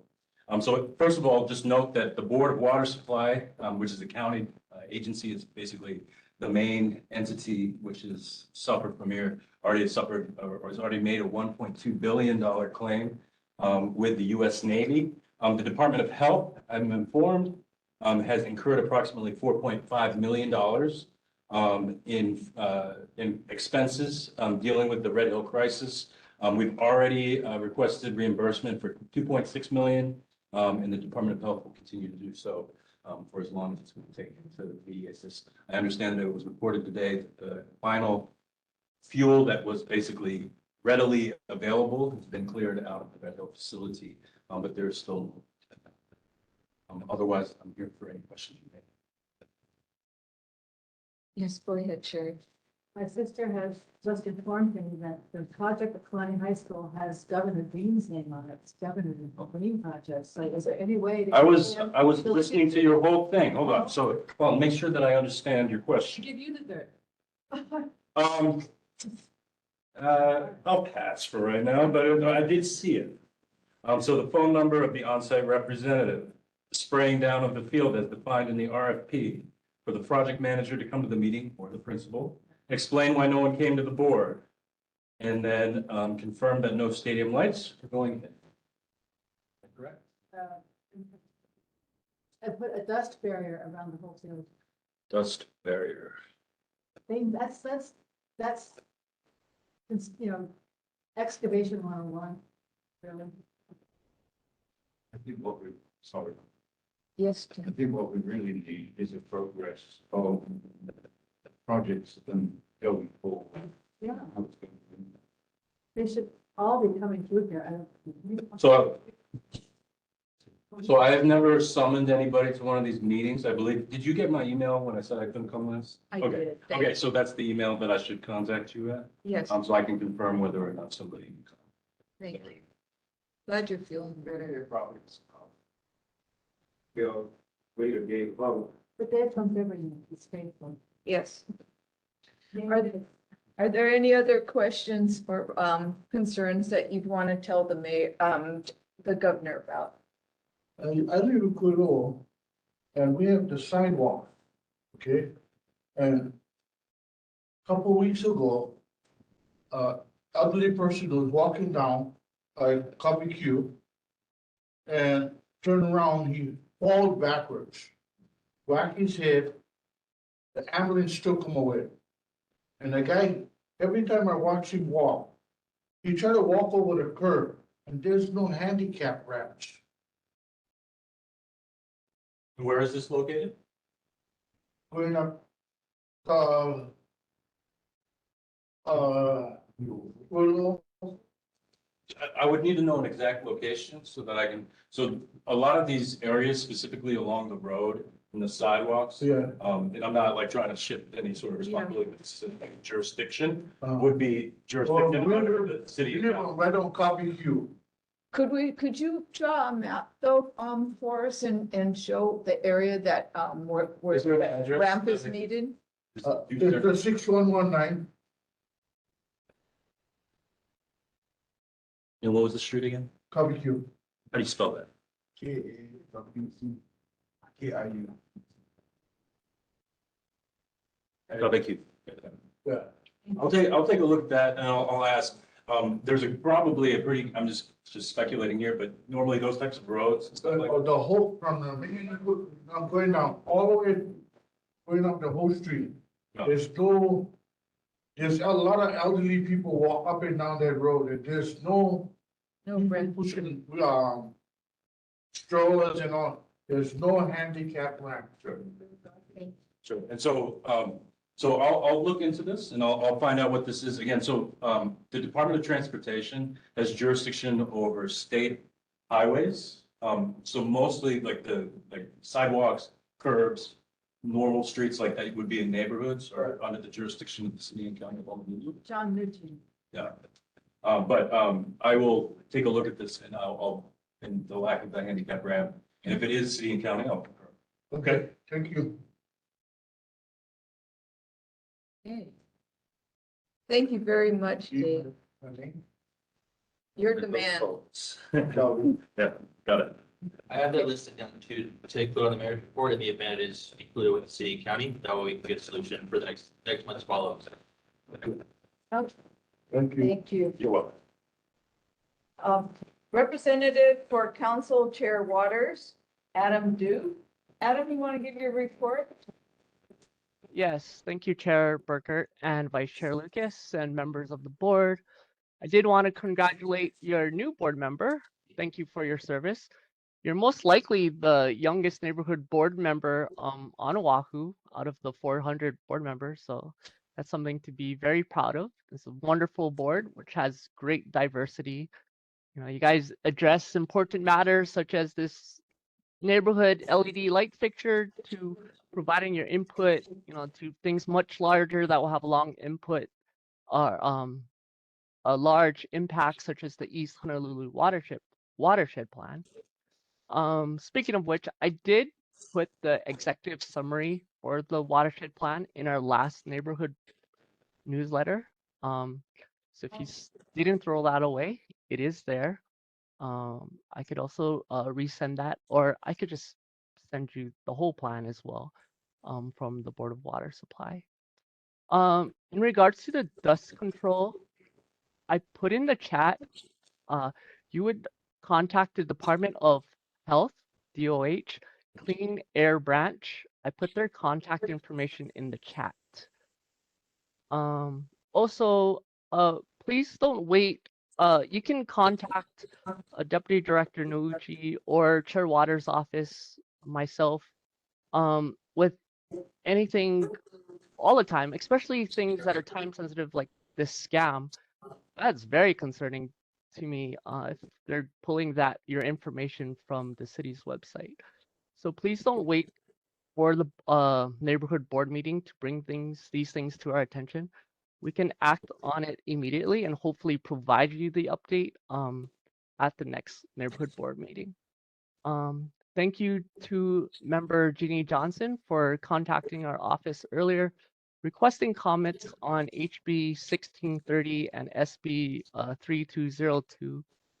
Chair Waters did want to convey that while he supports the measure's intent, he believes that as it is currently written, it will have unintended consequences. We must increase the housing supply. However, we must, to address the housing crisis. However, we must do it responsibly. Thank you, Deputy Director, for the Wailupe stream maintenance update.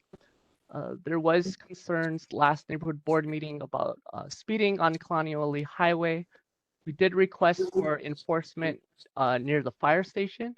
HPD officers from February 20th to March 1st did do speed enforcements. They issued 4 speeding citations and 1 verbal warning. And I'll try to get through this real quickly, but just legislative updates. Chair Waters did introduce Bill 5. This relates to noise control. It is already unlawful. This new bill just gives additional language to help enforcement.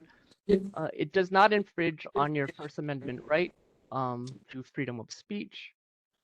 Secondly, Bill 1 passed second reading. That raises the age for individuals allowed to purchase herbal cigarettes. It raises it from age 18 to age 21. And then lastly, Chair Waters also introduced a resolution requesting the city administration to provide an update regarding installation and maintenance of the low flow water fixtures at city parks. So for example, I'm not sure if you've used the Kaimana beach shower, their Kaimana Beach new shower. There's been some issues on that. DPR and DDC did present an update on that. They will be looking into more durable and vandalism-proof fixtures. The ROH does require low flow for our showers. However, it doesn't quite have to be that low. And with that, I'm happy to bring back any questions to Chair Waters. Yes, Bill. Did you say 4 speeding tickets? I wouldn't be bragging about that. I mean, I could write 20 in a half an hour. I mean, Maybe we could only catch 4 guys. I mean, it's like the Grand Prix sometimes, so 4 tickets is not really great. Maybe that's all the guys that could catch, that the guys are going too fast. Just an observation. I'm not putting you on the spot. Let's put it like this, nobody is doing the speed limit out there, which is 35. They start. a yellow Lamborghini. There's a guy that goes between here and Kahalama. I think he lives in Hawaii or Kahalama, because I saw him going up and down. It's not just speeding. He's weaving in and out. His average speed is about 60. Okay, well, I think we need some automated way of catching these guys like this. Red light camera. The red light camera. Red light cameras, yes, the only way. Well, Make money. I do see Casey Abe online. I'm sure he can give you some updates what the state is working on that he's provided with you guys previously. Okay, we'll give him a chance when it's his turn. Does anyone else have questions for Council Chair Waters? Okay. Thank you very much. Thank you. We really appreciate your support and Council Chair's support. Okay, do we have a representative for Senator Stanley Chang?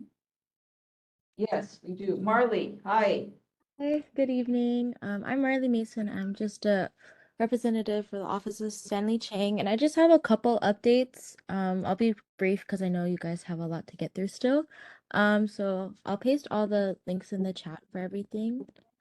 So you can find the March newsletter on Stanley Chang's website, and I pasted the link in the chat. There's also the housing newsletter that you can also sign up for if you're interested in. As for legislative updates, the Senate has passed 291 bills, and the House has crossed over approximately 275 bills. And the judiciary has announced their 2024 court interpreter workshops offered by the Hawaii State Judiciary Court Interpreter Certification Program. And this workshop is a required step to become qualified to interpret in the Hawaii State courts. The deadline to register is March 25th, 2024, and I pasted the link in the chat. And for more information, please contact the Office on Equality and Access to the Courts by email or by calling, which I pasted in the chat. And then any other questions or anything you want me to take back to the senator, I'm happy to take now. Thank you. We have a question from Janine Johnson. Hi, Marley. I would like you to relay to the senator that I'm very disappointed in his bill that he passed on making 15 homes on each of our lots where we live. That is not something that our communities are going to like, and I doubt anybody in Kahala where he lives is going to like that as well. You could relay that because it would be very important for him to get the opinions of people that live where he does too. Thank you. Thank you. I'll be sure to do that. Any other questions or comments for Senator Chang? Partner online. Partner Ona, go ahead. Yeah, thank you. Thank you, Chair. Yeah, hi. I was just wondering what Senator Chang voted in regards to the appointment of Alapaki Nahale'a to the Board of Regents.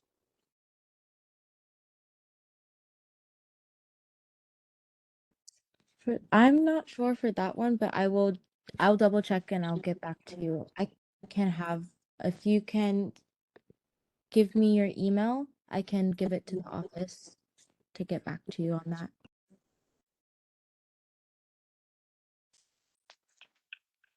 Okay, thank you. All right, thank you, Marley. I don't see any more questions for you today. Appreciate you participating in our meeting. Have a good night. Thank you. Is Representative Hashem online or a representative for Mark Hashem? Okay, not, okay. Hawaii Department of Transportation, Casey Abe. Hi, Casey. Yeah, good evening, Chair. Before I start my presentation, to answer a question about the wheelchair ramp and sidewalks that the Governor Representative Dave was trying to respond to. State highways, Kalani Highway is the only state highway roadway along that belongs to the state. So if the address is off Kalani Highway, the roadway does belong to the city and county. So they might have to ask Deputy Director Nouchi to address that problem with the sidewalk and curb ramps.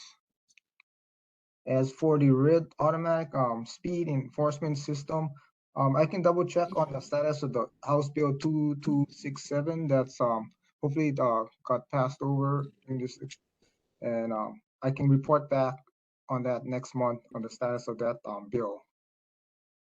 Also now, let me share my screen here. I'll have a short presentation.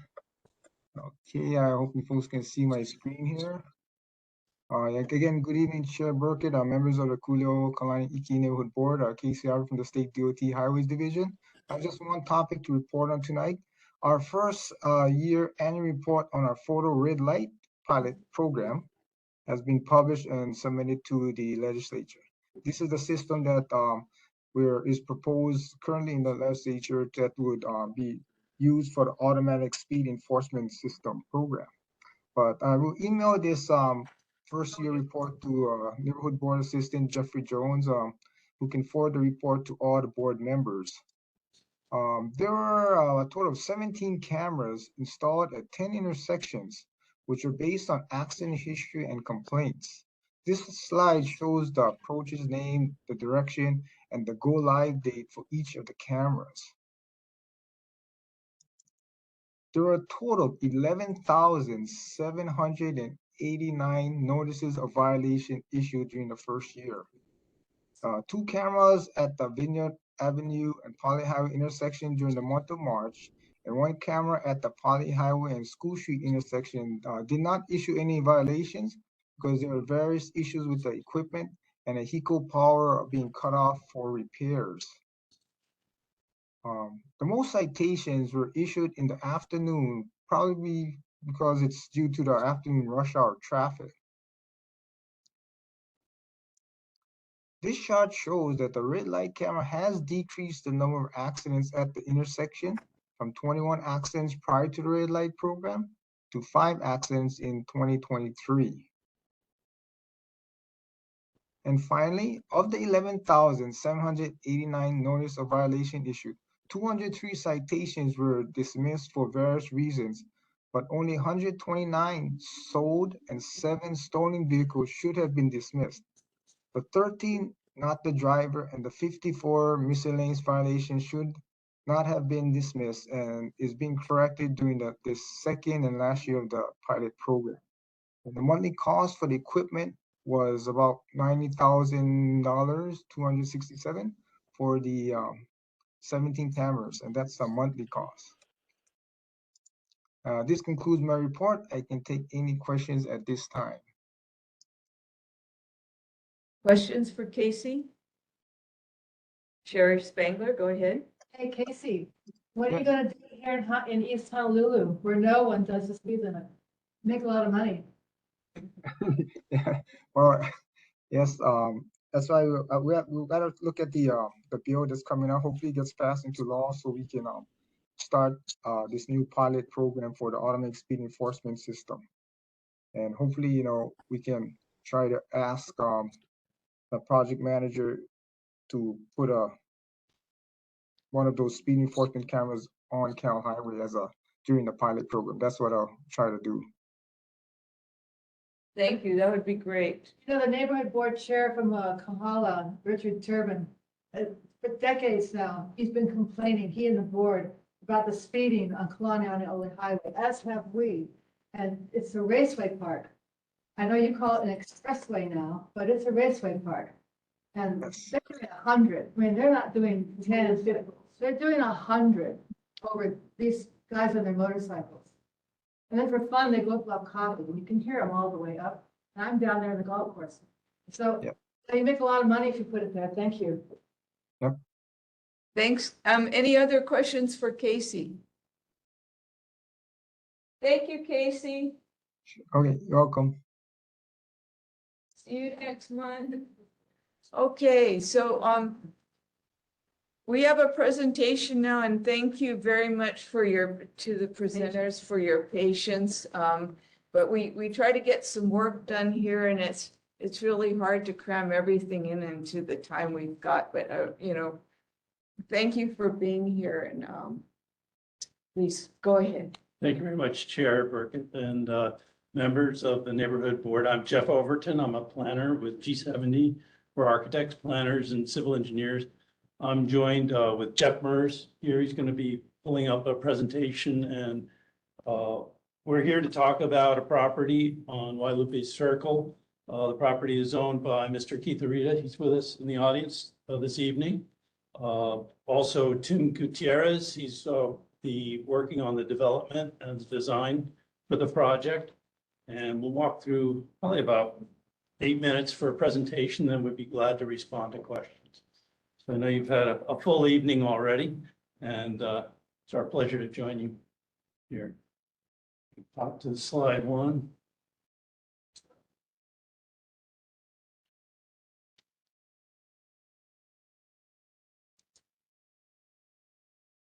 Sure. Everybody see that? There you go.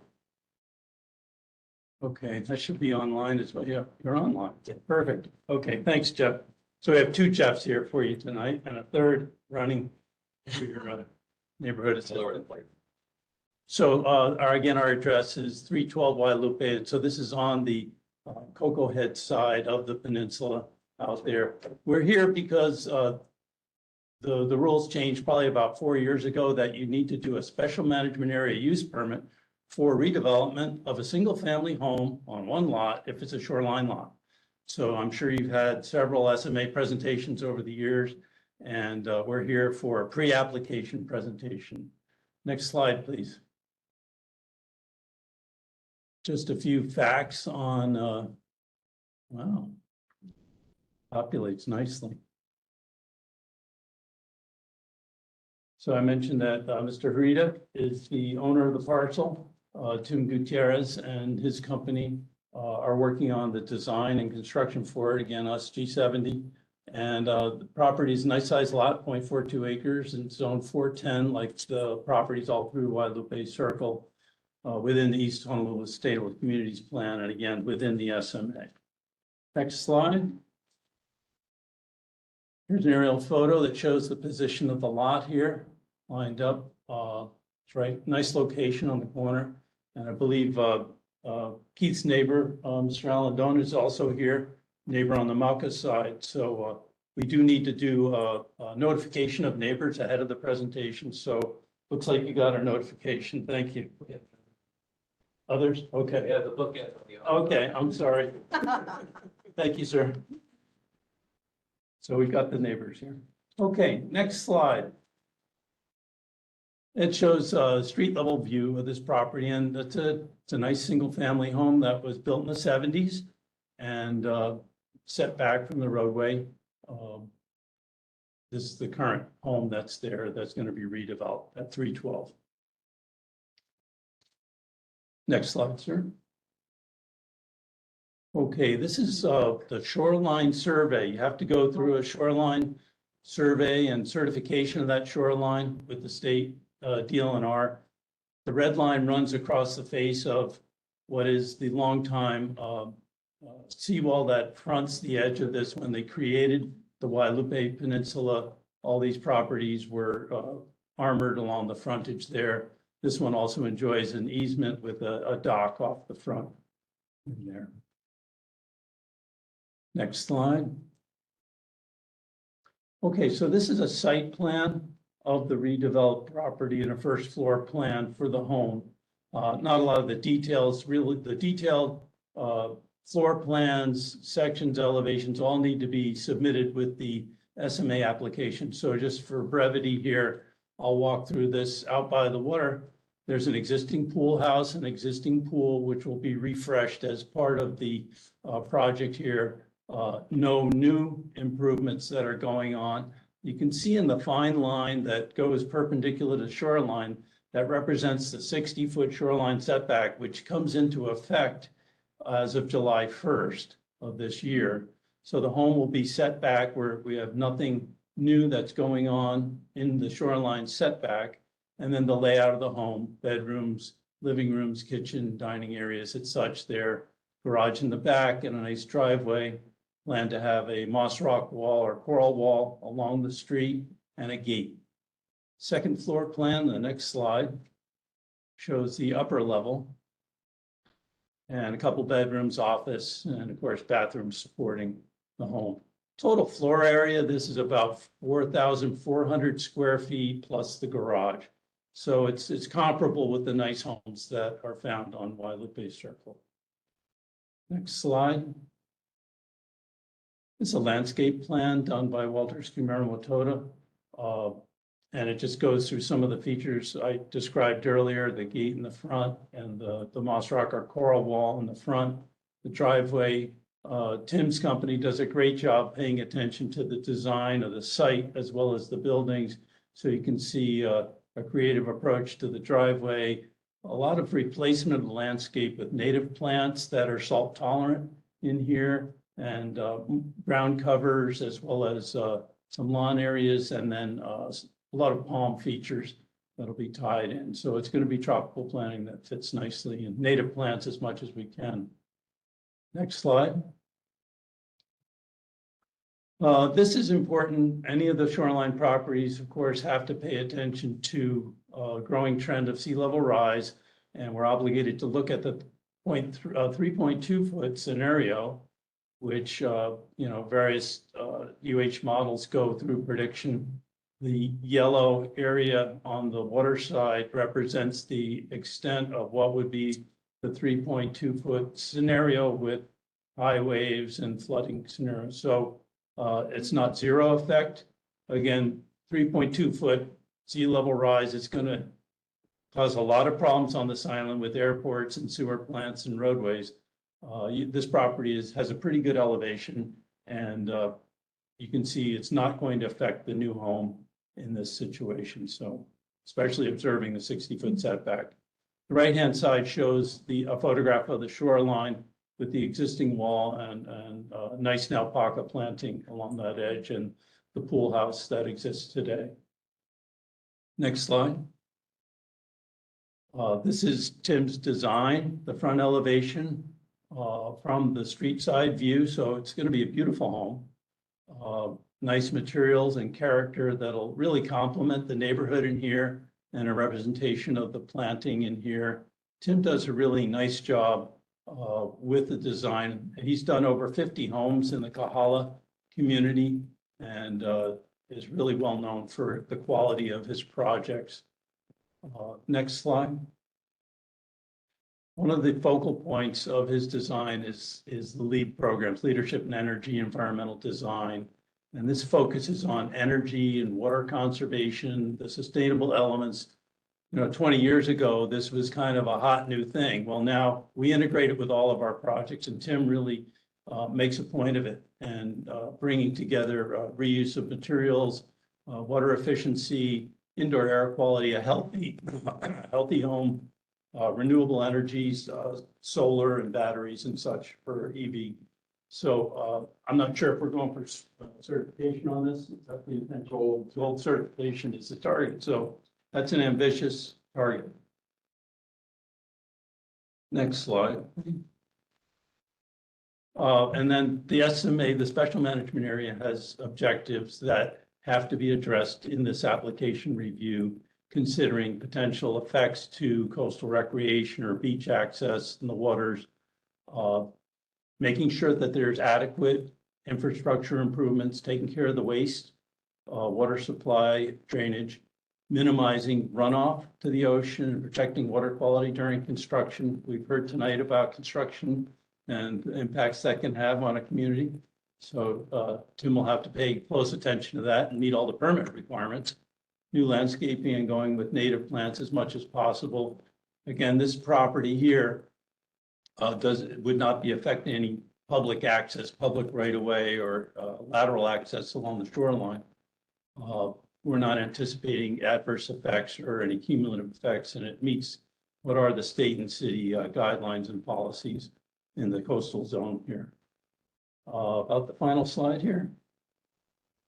Okay, so our timeline for this, our presentation here in March, we're wrapping up the application materials. We'll be submitting that to DPP, anticipating a DPP public hearing this spring. Don't know exactly whether it be May or June. They'll issue a report to the city council, and we're in council member Waters District here, and so it'll go before go before the zoning committee and then eventually to the full council by the fall, hopefully for approval of the SMA resolution, at which time Tim would be able to file a building permit and go through 12 weeks. That would be great. 12 weeks to a building permit. But I suspect he'll be taking most of 25 to go through the design approvals, and construction will probably stretch into 26. So that's kind of our quick presentation here today. Is that the last slide, Jeff? Yeah, here's our contact. We set up an email address, ylupe@g70.design, and our two names and our office phone number on there. And we'd be glad to respond to your questions tonight. Thank you. Thank you. Are there any questions or concerns? Yes, Julie. I know you said there was no effect for the shoreline access, but you said there was a pier there. How is that possible? If you have a pier, isn't that public access? It is not, it's a private pier, as there are many along the Guadalupe Circle Peninsula. But the DLNR has said that any piers into the water are public. Well, How do you say that there's no public access? I suppose if somebody wanted to climb up onto the pier from the water. Well, then I think you should include that in your report. Okay, thank you. If anybody wanted to climb up from the water, they could use a pier. Do you think they'd be trying to enter the private property from there, or? I don't know. Oh. I only know that the piers were given permission to be put up from the DLNR as long as they were public, because we have seen where private owners put up the sign, no trespassing, no whatever. And that's not true. I've learned something tonight. Thank you. You should check the permit from the DLNR. That's great. Some are, some aren't. We had the meeting here about it. Yeah. Some were, and some weren't. And some were private and some weren't. Yeah. I've not closely reviewed the terms of the access easement, the easement on that. So thanks for bringing that to our attention. We'll review that. We need to learn about that too. Yes. Do we need to make a motion to approve? Yes, just, Sure. Yes. not for tonight, but if we could get, I could get a copy of the presentation. Yep. I realized when I said go into driver's. Driver's test today. Now, so we could just get that. And any questions that the neighbor would have. Sure. Okay, I want to get your email and, okay, thanks. Is it customary to go through to have the formality of a vote from the board, or is it sufficient that it was presented to It's us? sufficient that was presented. So for an estimated permit, they're required to present to the board and the community that they're immediately involved in. Yes. No voter needs to be taken unless there's, if you guys would like to put on the record, say for example, you guys would not support the building. If you guys want to put that on record, then you can. If not, there's really no vote to either support or oppose the building. Do the neighbors oppose? Oh, Got the I, neighbors. I believe you Neighbors presented support to the neighbors are aware of the project, right? And Do you have support it? input? Support the concept. It's, it looks like it's in the agreement, very good thing. So that's fine. I think we'll just do the implementation, but as a principle, I think it's, the safeguards you have, yes, and they are pretty doggone substantial, right? So I think along the way, and probably get some dialogue with the regulatory side, maybe with the neighbors, but that's just, it's just good practice. And could I just say that the lead thing is excellent. Thank you for doing it. Thank you. Yes, it just looks very much in line with what's being built in Guadalupe now. There's such beautiful homes. This looks like it's right in line with the same. Well thought conceptual through it. fits. Yes. It's not. We wish all the homes It's had not this pink, much you know. planning and, and careful consideration of everything that you've gone through.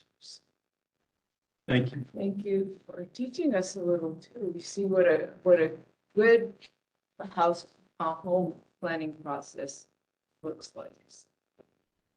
Thank you very much.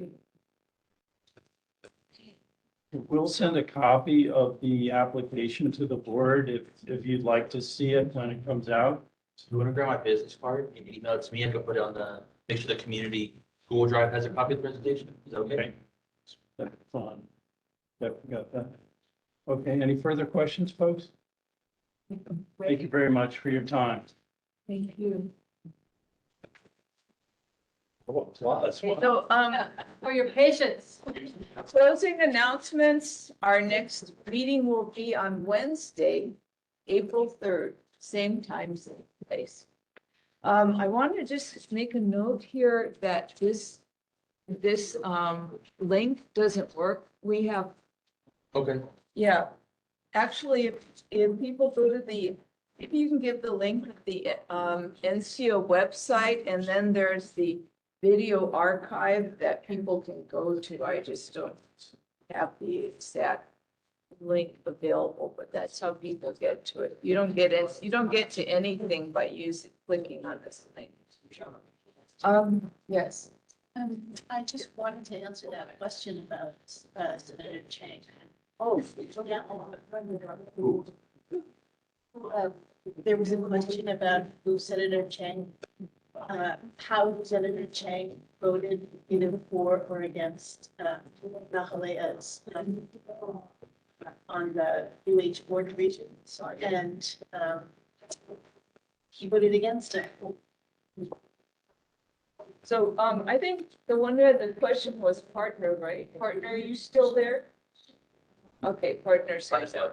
Okay, okay. Well, let me officially adjourn this. This meeting is now adjourned, and thank you all for participating, and thank you for your patience. And congratulations.